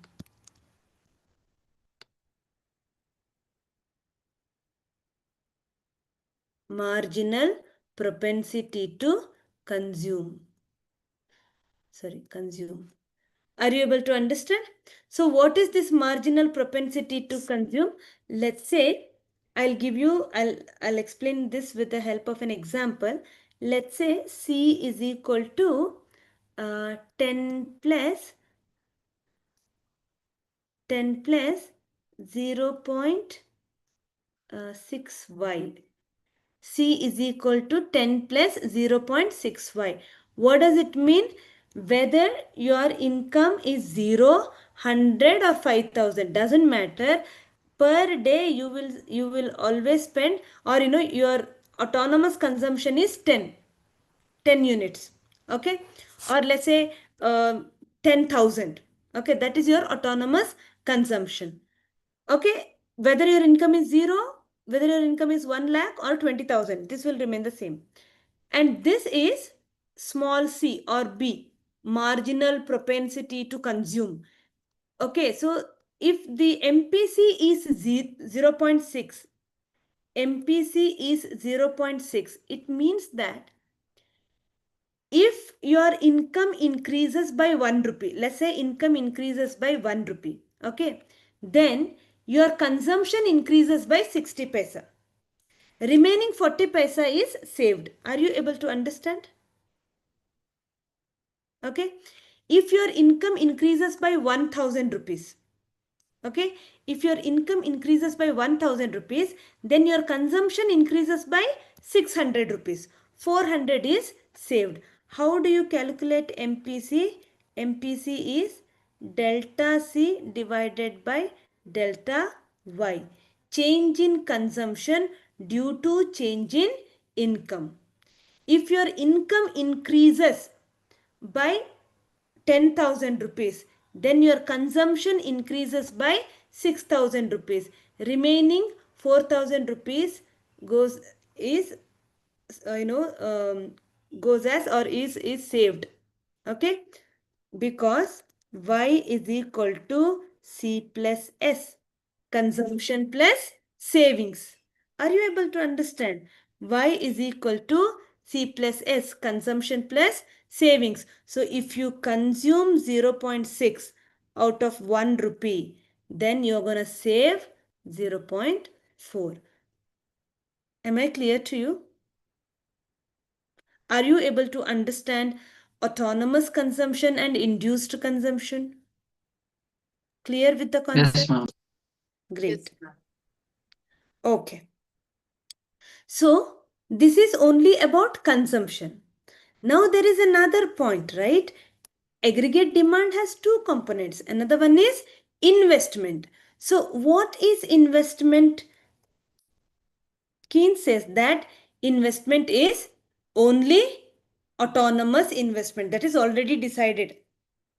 That is, investment doesn't depend on level of income.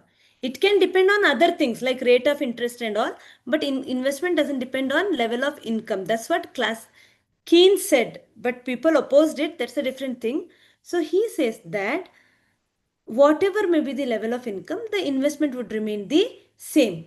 Okay, so AD is equal to C plus I. C means A plus BY plus I bar, right? Or it can also be written as C bar plus CY plus I bar. So C bar plus I bar plus BY. Okay. It can also be written as C bar plus I bar can be considered as A bar. What is A bar? Autonomous components plus BY. So this is aggregate demand. Are you able to understand? Yes. Clear? Yes. This is aggregate demand. What is aggregate supply? Aggregate supply is nothing but GDP. That's what Keynes said. Why is it GDP? See, what is aggregate supply? Number of goods produced in a country in a year. What is GDP? The money produced in a country in a year. So, in the country, if the goods produced are or GDP is 40,000 crore, it means that goods worth 40,000 has right of but aggregate goods per year. Supply and aggregate GDP are. Am I clear? So, Yes. diagrammatically, Keynes shows. Let me draw it. Let me draw consumption function first.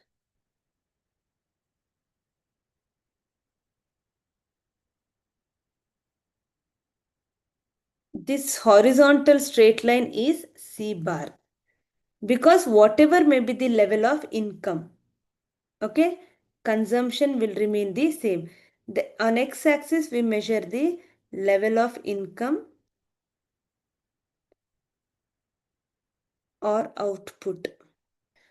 This is C bar. And then we have CY, which keep increasing as your level of income increases, but not all money is spent. So this is C bar, this is CY. This is CY. So together when you join it, you can draw it like this. This is aggregate demand, which is C bar plus I bar, sorry, not aggregate demand, consumption function, sorry. So this is consumption function. C is equal to, C is equal to C bar plus CY. C bar plus CY. Are you able to understand? So where is this horizontal line? This point. This intercept point has that is C bar. This is C bar. This is CY. So together it becomes consumption function. Just a consumption function. It is not aggregate demand, because for aggregate demand you have to add one more thing, that is I bar, induced autonomous investment. So anything autonomous, we will draw it like this. I is equal to I bar. This is investment function. This is consumption function. Are you able to understand the diagram?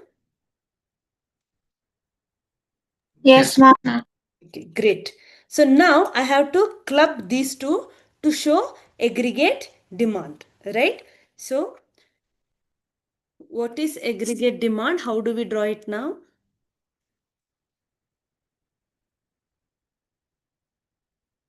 This shows A bar. What is A bar? Maybe from here to here C bar and here to here I bar. So A bar.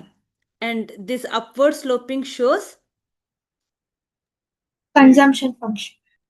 yeah, this induced consumption. Okay, so now AD is equal to A bar plus CY or BY. A bar plus BY. Are you able to understand? Okay, and then we have aggregate supply.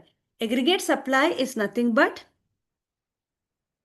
upward sloping straight line, because if you're, let's say this is GDP, this is output. So if your GDP is 40,000, output also be 40,000. If the GDP is 50,000, output also be 50,000. Therefore, we have a 45-degree straight line which actually equally divides the axis x and y. So whatever change in y takes place, the same change you can show it in the x also. So the level of GDP is equal to level of output. Am I clear? So this is aggregate demand This is aggregate supply. Then how does an equilibrium diagram look like? See here. This is aggregate supply. This is aggregate demand. The point at which aggregate demand and aggregate supply intersects, that is the level of equilibrium quantity or equilibrium level of output. Equilibrium level of output. Are you able to understand all these concepts? Ma'am, I Yes, didn't please. understand why aggregate demand doesn't start at 0. Because of the autonomous investment. Yes, ma'am, got it. And autonomous consumption, both. What even if your level of income is 0, your consumption starts above 0. Survive. So, yeah. So are you able to understand this now? Okay. I had a doubt. Hmm. Ma'am, Y represents income. Why? Y represents income. Yes. Okay. Yeah. Okay. So now again we will go back to this slide where you have written this equations. Are you able to understand now only APC, total consumption? Oh, sorry. Average propensity to consume. APC is average propensity to consume. That is nothing but total consumption divided by total income. C by Y. Okay. Whereas MPC is delta C by delta Y. It can also be denoted by B. Now, are you able to understand all the equations that you have taken down? Yes? Ma'am, you said that AD is equal to A bar plus BY, no, ma'am? Huh. What was A bar? Autonomous consumption. Okay. Autonomous consumption as well as autonomous investment. In AD, okay, it is both C plus I, right? So autonomous consumption as well as autonomous investment. Okay, ma'am. Thank you. So A stands for autonomous actually. It will include both the autonomous components. Okay, ma'am. Okay. Yes. Ma'am, what is the full form of A and B in the third equation? A is autonomous component, autonomous components, both autonomous consumption as well as autonomous investment. Okay. And B? B is for marginal propensity to consume. But here, okay, in the third equation, here it is autonomous consumption because it only talks about the consumption function, right? Okay, so both A and B signifies the same?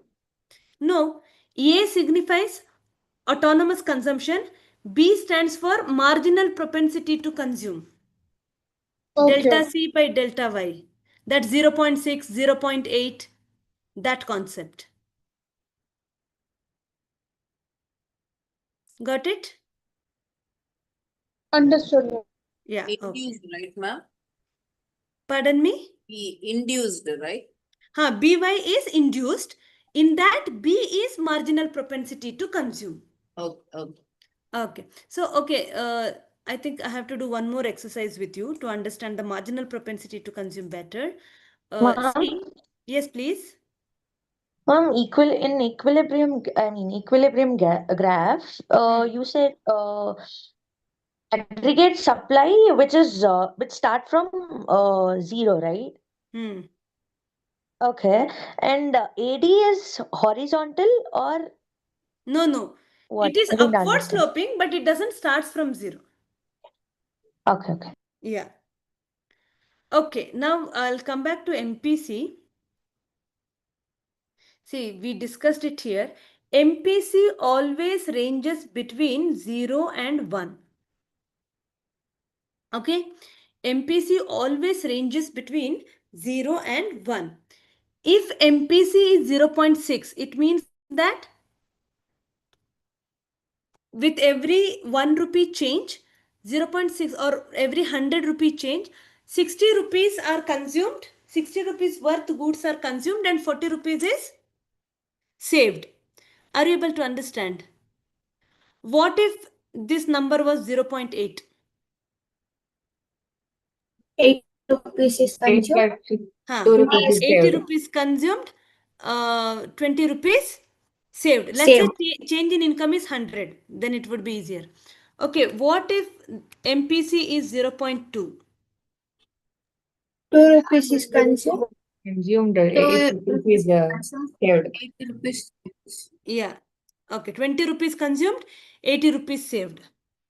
What is it is 0.1? 10 rupees 10 consumed. rupees 10 rupees consumed, Yeah, 90 10 90 rupees rupees consumed, saved. 90 rupees saved. Very good.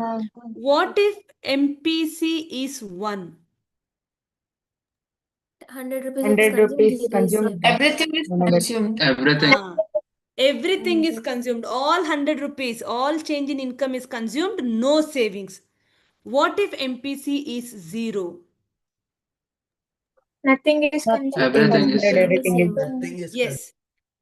Out of that change in income, when income increased from 100 to 200 rupees, that extra 100 rupees, nothing is consumed. Everything is saved.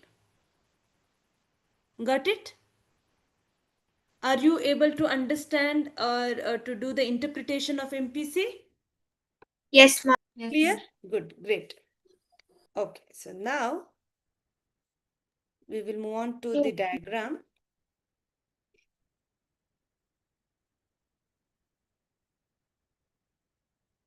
You don't have to draw the diagram, just understand. I did draw the diagram. So this horizontal straight line shows A, that is autonomous consumption, and this upward sloping line shows induced consumption, and this B is actually the slope. 0.6, 0.8 is what is the marginal propensity to consume, actually represents the slope in the curve. Okay, so this is the diagram of consumption function, and this is the diagram of consumption and savings. Okay, because in income there are two components. One is consumption component and another one is savings component. So try to understand this diagram. Give some time, observe and explain this to me.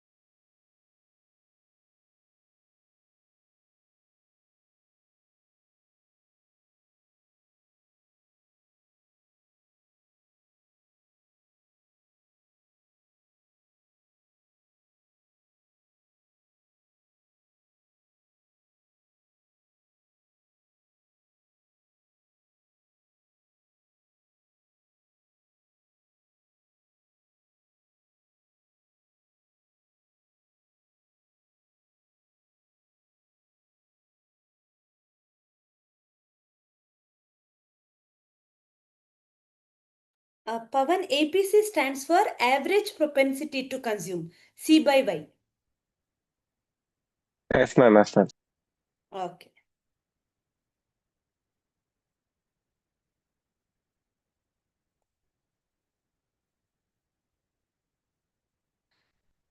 Anybody wants to explain this?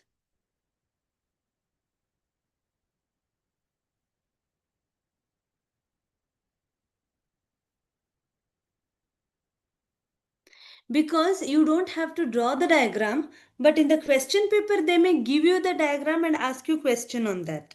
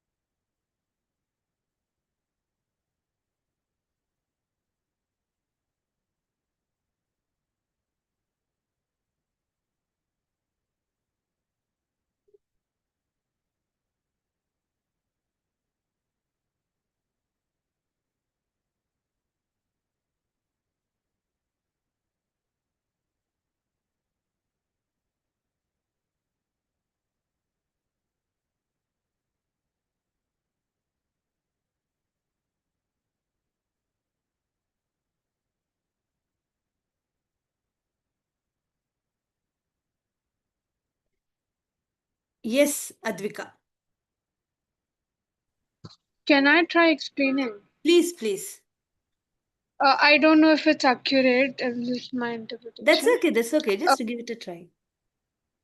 So in the first one, the consumption graph, they have shown that the S line. So basically, the income can be zero, but even if the income is zero, the consumption, there is still a consumption even if it is low. So Correct. they are saying that as the income increases, the consumption also increases. When Yes. the income and consumption meets, it means that the income is almost equal to the consumption, or maybe uh, they are able to consume according to their income. Yes. Uh, and when this income and consumption meets, that means in the second graph, the person starts saving. So as the income increases and as the consumption increases, the person starts saving more. And they have also mentioned this saving. This saving is basically when the income was low, there was still a consumption, but the person was not saving because the income was zero. But Yes. as the income increases, the consumption also increases, the person starts saving. Yes. Perfect. Perfect. So you can see here, dissaving is because you can see here, consumption line is above the income line.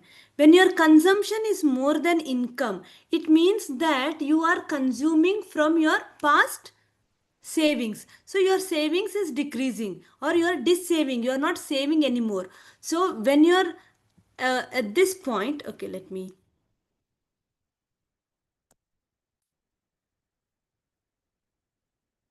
One second. Sorry.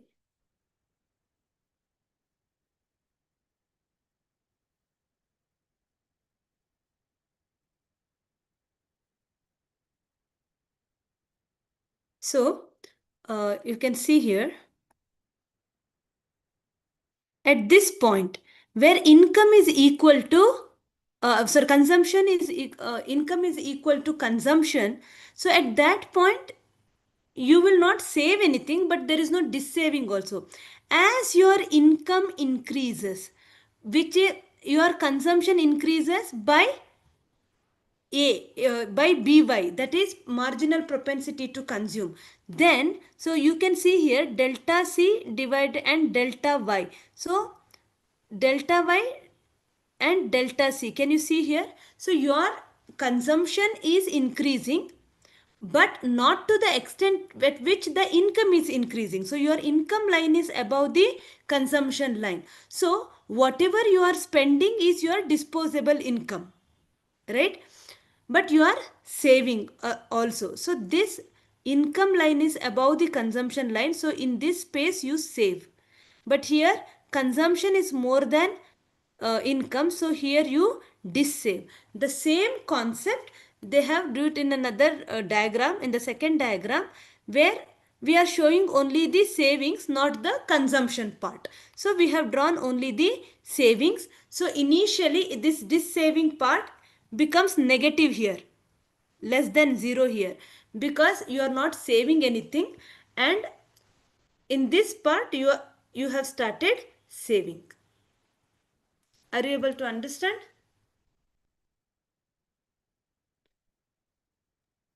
Got Excuse me, it? ma'am. Yes, please. What is the delta by Marginal between Y1 and propensity to consume, change in income and change in consumption, that leads to this B. See, when your income change, when your income changed, your consumption has changed, but it has not changed to, I mean, it has not used the entire changed income, right? So your income level is high, but your consumption is also increasing. You see here, your consumption is also increasing, but not to the extent at which the income is increasing. Are you able to understand? Yes, ma'am. Yeah. Excuse me, ma'am. Yes, please. Ma'am, could you explain the second graph once again? Second graph is about savings. So below 0, no savings. Above 0, there is a positive saving. Okay, ma'am. Yeah, this part is shown here. Okay, This ma'am. part is shown here. That's it. The savings line is derived from consumption line. That's it. What is left after consumption is savings, right? Yes, ma'am. Yeah, that's what they are trying to show. Okay. Okay. And then aggregate supply is the total of the goods and services which firm in a firms in a national economy plan on selling during a specific time. So aggregate supply is equal to C plus S. Either you would have saved that money or you would have consumed. Okay, so aggregate demand is the two sector model. Now try to understand. Aggregate demand is C plus I and aggregate supply is C plus S. Okay, so C plus, yes please. Change in S divided by Your voice is breaking. bias. Your voice is breaking. Am I audible? Now you are Am I audible. audible now? Yes. Yeah. Change in S divided by change in YS. Change in S divided by change in Y is marginal propensity to save. Okay. Marginal propensity. Got it. Save. Yeah. So S by Y is average propensity to save. Okay. Yeah. So the two sector model says that aggregate demand is equal to aggregate supply. So C plus I is equal to C plus S. Okay. Okay. This you need not have to. We will come back to that later. So C plus I is equal to C plus S. That is when the equilibrium is established. This is what Keynes says. Give me a second. You will be able to understand it better when you solve few problems.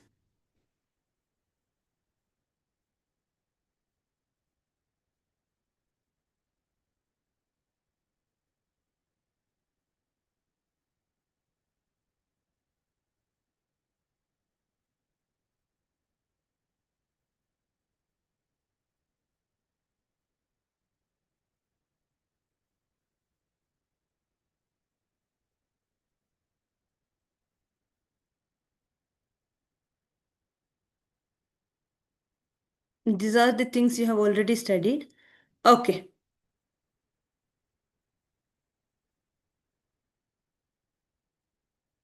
Just go through this table. Try to understand this table.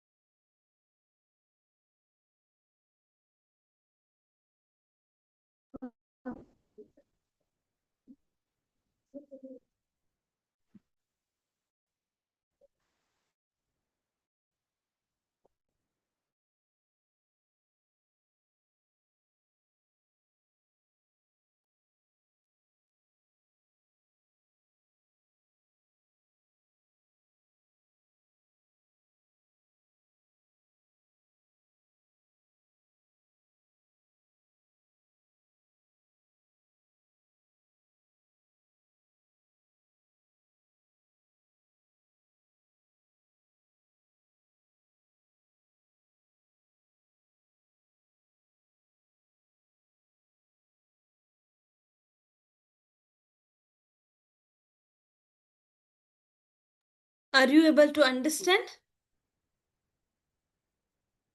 Yes, ma'am. So this savings, and later where zero is where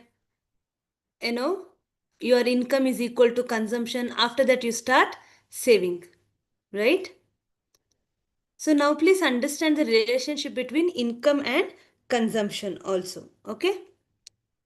S is equal to function of y, just like C is equal to function of y.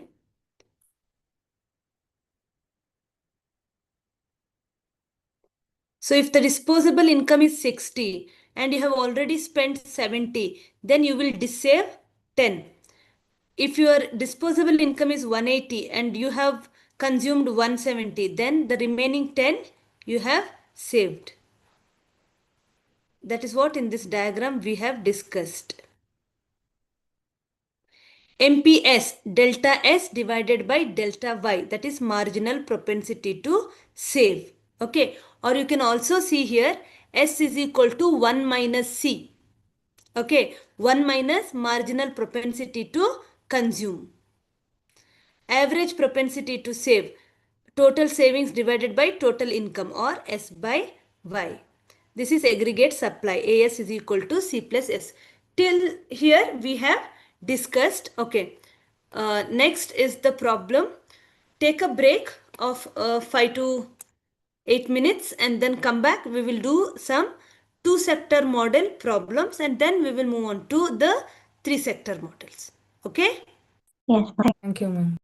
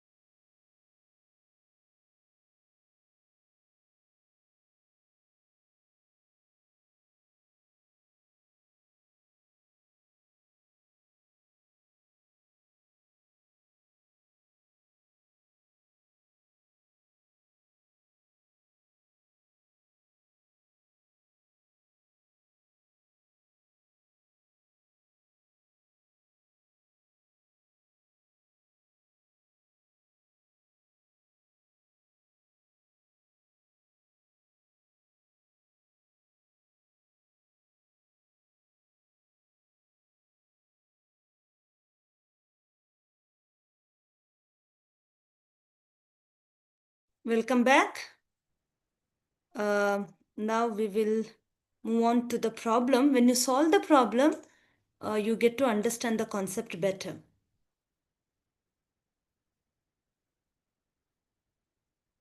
Okay. Do this. Illustration 1. And write the answer in chat box.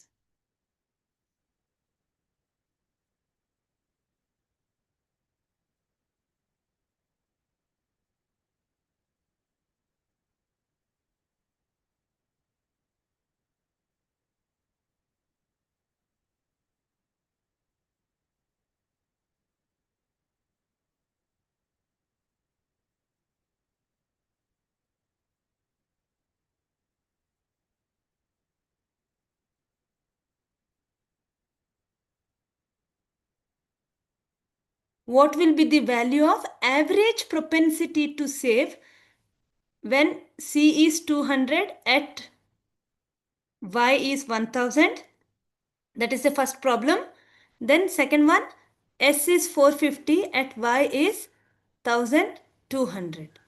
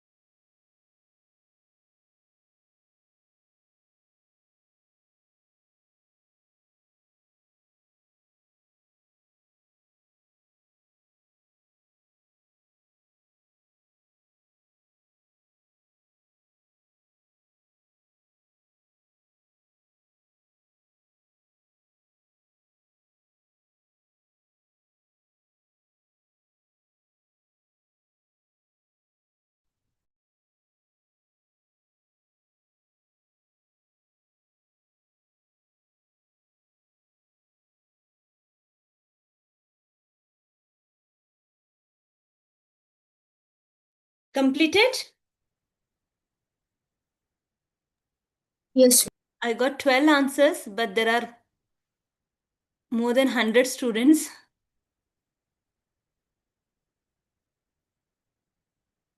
Okay, so let's look at the solution.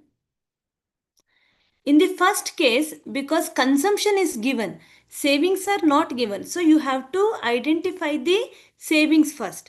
Because APS is S by Y. What is S? Out of 1000 rupees, if you have consumed 200 rupees, then remaining amount is 800. So 800 divided by 1000, that is 0.8. And in the second case, it is direct because savings is given 450 and income is 1200. Then what is APS? 450 by 1200, that is 0.375. Are you able to understand the concept of average propensity to save? Yes. Great. Okay, now we will move on to illustration 2. This we have already discussed. So we will go to the problem.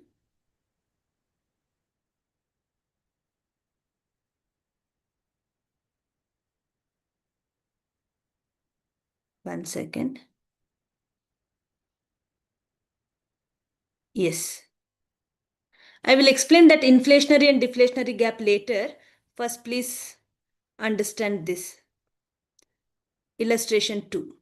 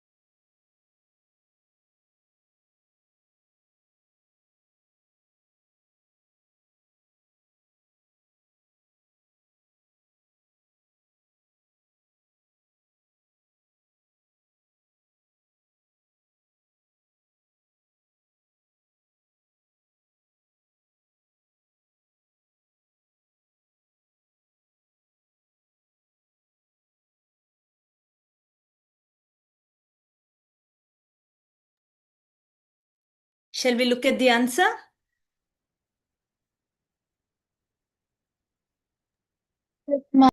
Okay. Yes, ma'am. So we know that y is equal to c plus I. Okay. By putting the value we get 2500 is equal to c plus 100. C is 2500 minus 100, that is 2400. C is equal to C bar plus By. So 2400 is equal to 300 plus 2500 B. So then the B is 2400 minus 300 is equal to 2500 B. So then the B is 0.84. MPS is 1 minus MPC. I told you, I showed you at that time. So that is 1 by 1 minus 0.84. So 0.16 is the answer. MPC is 0.16.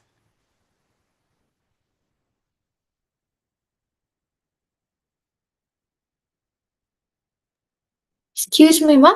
Yes, please. Ma'am, here national income is same as income and Here, aggregate yes. by. Yeah, here you have to consider because that is the only income given. So you have to consider 2500 as Y. Yes. Okay, ma'am. Ma'am, is it same as aggregate supply? Yes. Okay. Thank you. Yes. Output and income are the same. Supply and GDP are same. And then Y is equal to C plus I as well as C plus S. And whatever information is given, on that basis you have to solve the problem. Am I clear to you? Yes, ma'am. Got it. Okay. Thank you. Okay. Let's go to the next problem.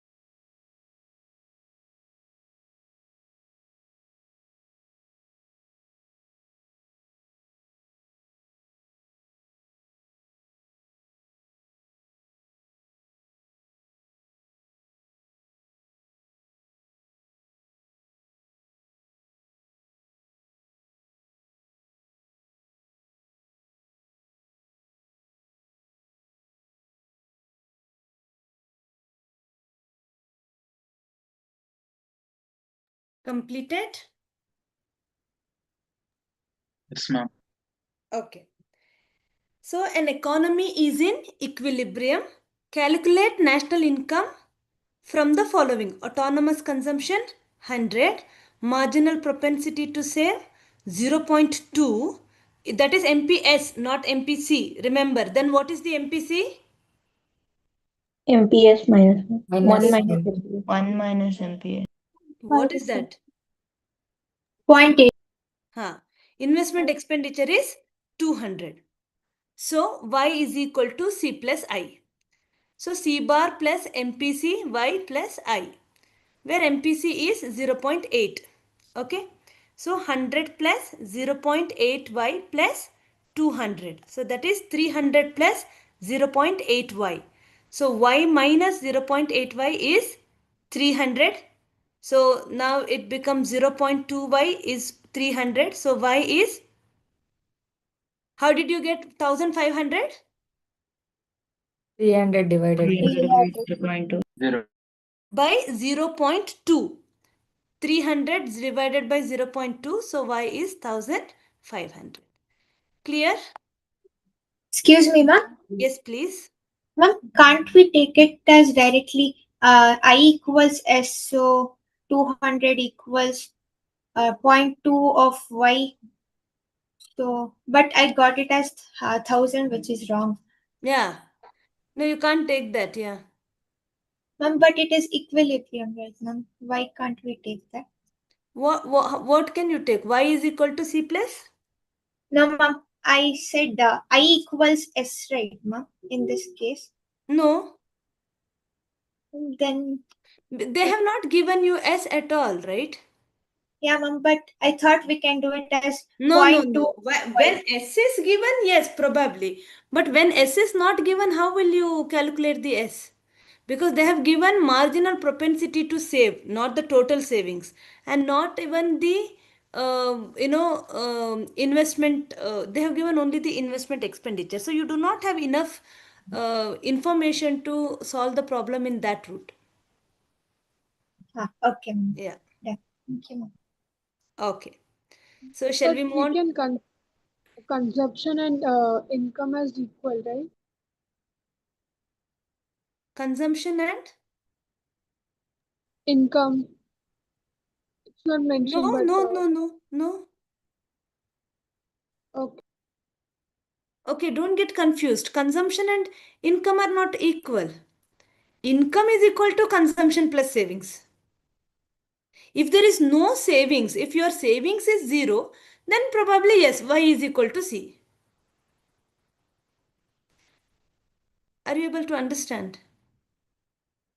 Yeah, because they mentioned equilibrium, so I got confused. Equilibrium is, C plus I is equal to C plus S.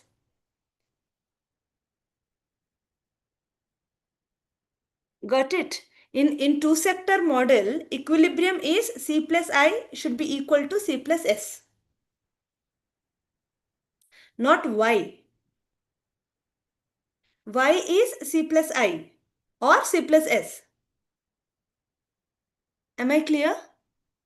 Yeah, ma'am, got it. Okay. So we shall move on to the next problem. Okay.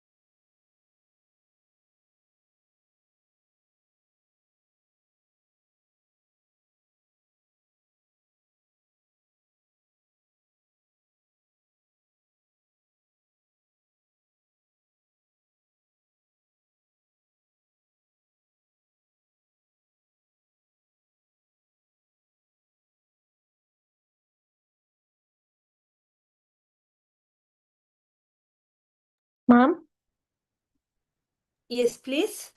ma'am, investment is only autonomous, right? Ha.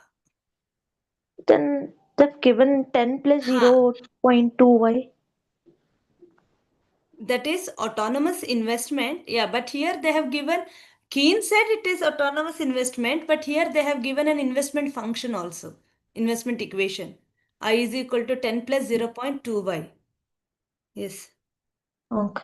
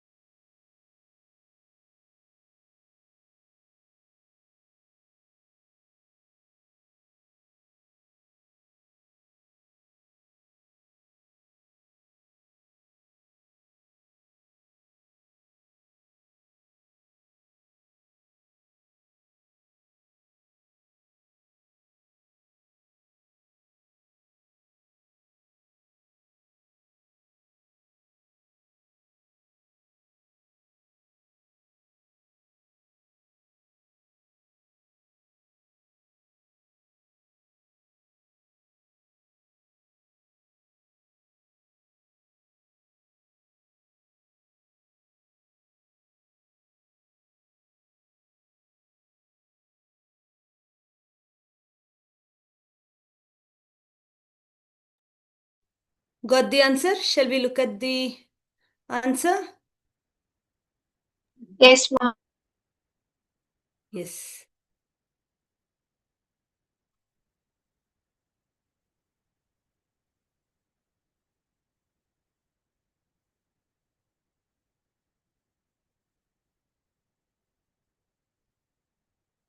So, look at the answer. Y is C plus I. What is C? 20 plus 0.6y and 10 plus 0.2y. So, 20 plus 0.6y plus 10 plus 0.2y. So, when you add it, 20 plus 10, 30, 0.6y plus 0.2y, 0.8y. So, y minus 0.8y is 30. So, y is equal to 30 by 0.8, that is 150. Clear? See, Yes, even if you don't know, I tell you something, even if you don't know Keen's theory and all, you just have to, if you know the formula, you just have to do the simple mathematical calculation. That's it. Okay?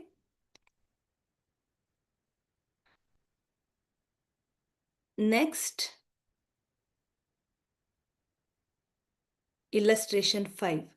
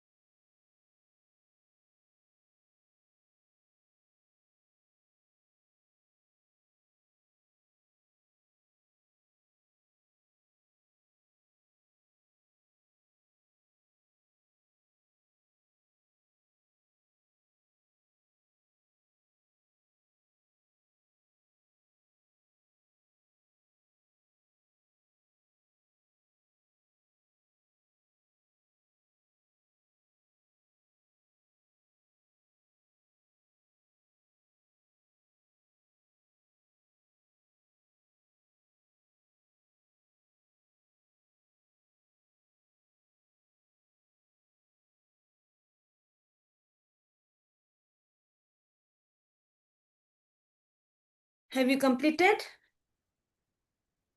Yes. Okay.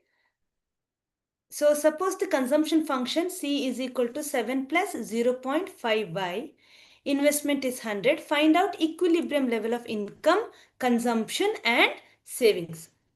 So equilibrium condition. Y is equal to C plus I. C is 7 plus 0.5y and I is 100. So y is 7 plus 0.5y plus 100. So y minus 0.5y is 107. So 107 divided by 0.5 is 214. Right? So this is income. Now consumption. Y is equal to C plus I. 214 is equal to C plus 100. We know I because it is an autonomous investment, right? 100. So C is equal to 214 minus 100, that is 114. So S is equal to Y minus C, that is 100. Y is 214 minus C is 114.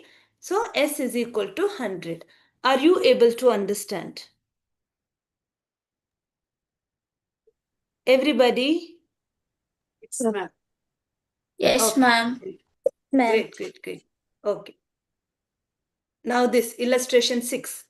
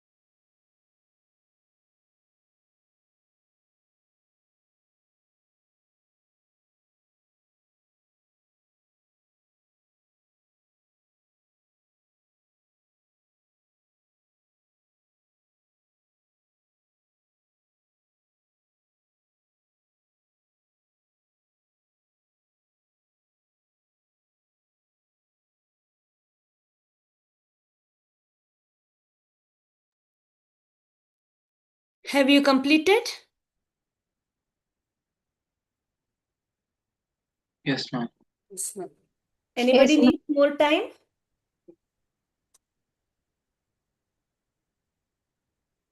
Don't get confused. Look at the solution. You can directly do y is equal to c plus I. You will get the answer. But there is also another way. This equation I didn't teach you because it's more complicated. Y is equal to 1 by 1 minus b into a plus I bar. Okay. How did you do? Did you do y is equal to c plus I? Yes, ma'am. Yes, ma'am. Still you got the answer, right? Yeah. So even I prefer the second equation, but there is another equation also. So you can do it through this. Then the answer would be 300. Or directly you can do S is equal to y minus c. S is equal to 2750 minus 2450, and that is 300. And the directly, ma'am. Yeah, that is, I mean, see, any day that direct one is the easiest one, and then your paper is MCQ, so you have to keep time also in your mind. So I prefer the direct version, but there is another version also that just wanted to share that. Because in three sector model, four sector model, you will see the continuation of this these equations. So clear? There's still one more problem.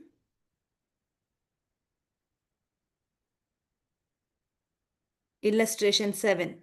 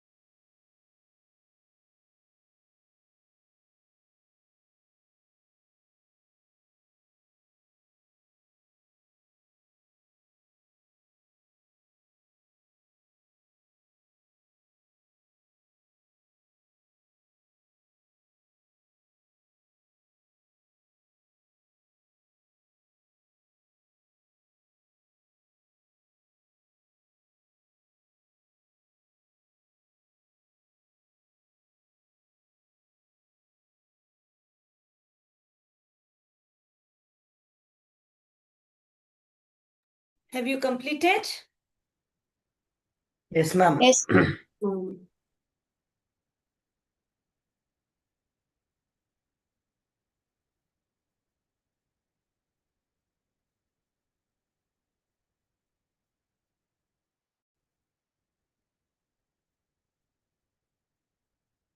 Okay, let's look at the answer.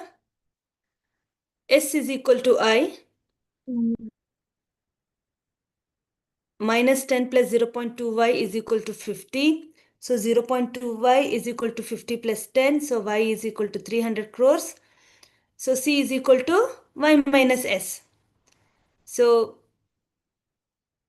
300 minus, because S is minus 10 plus 0.2 y, that is 50. So C is equal to 300 minus 50 is 250 crores.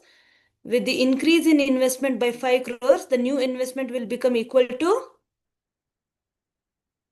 55 crores. So S is equal to I. So minus 10 plus 0.2y is equal to 55 crores. In that sense, y is equal to 325 crores and C is 270 crores. Are you able to understand this? Yes.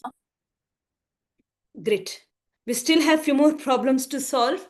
We will do it in my next class.